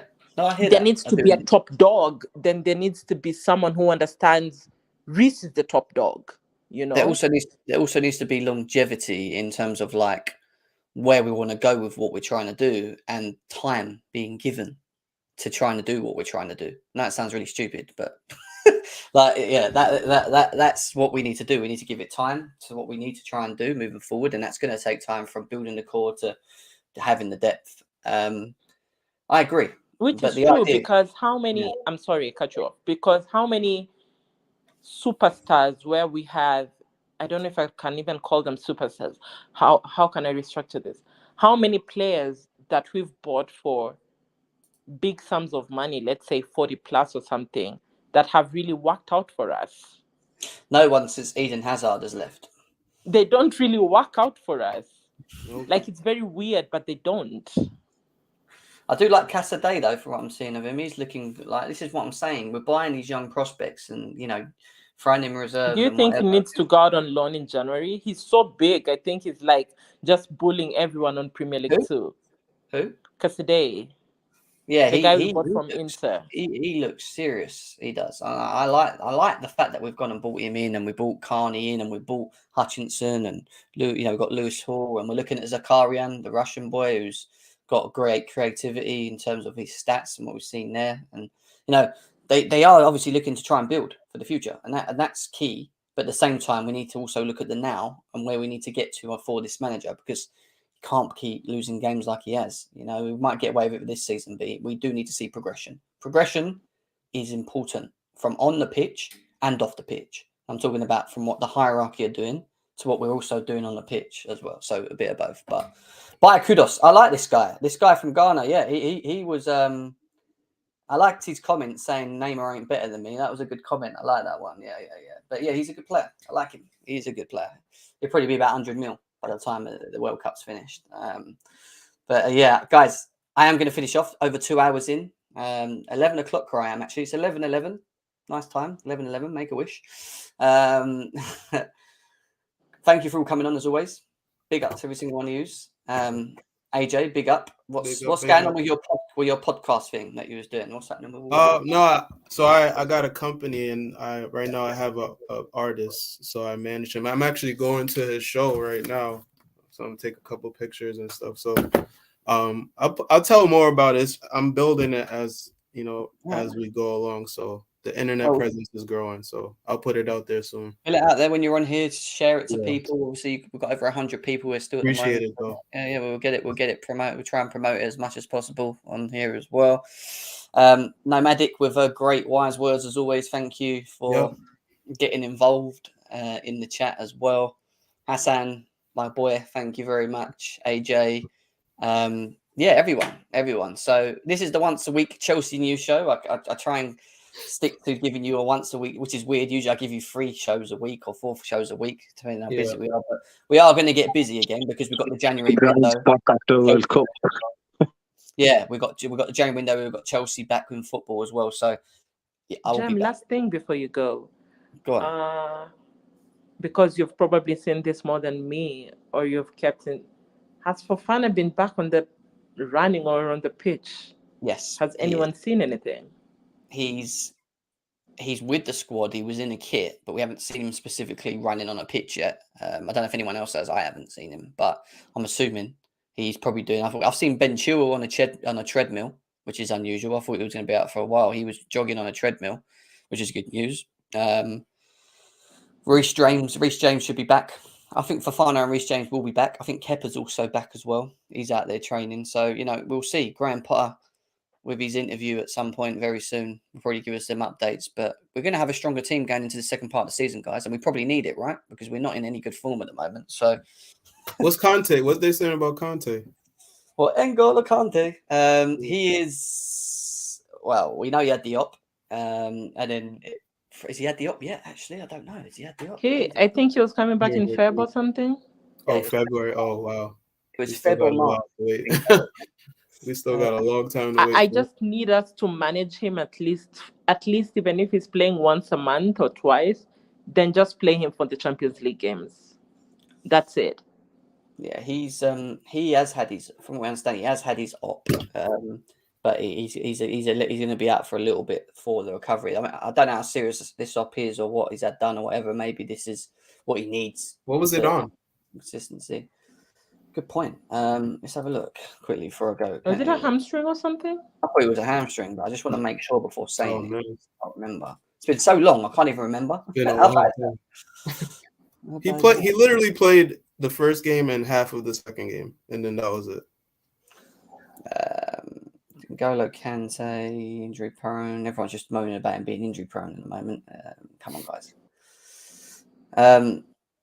Oh, yes, it says hamstring. So it was his hamstring. His hamstring's been a problem. I mean, he popped his hamstring at Spurs, I remember. That's what went originally, didn't it? So, hamstring. I blame Sarri. Sorry, yeah. Let's save that for another day, shall we? Anyway, guys. But big up to everyone, you guys. See you again very soon. I'll be back again if any big news breaks and that. And take care. Enjoy the World Cup. Come on, England. Beat every team that's going to be going through. As long as we go through against Wales. No. All right, guys.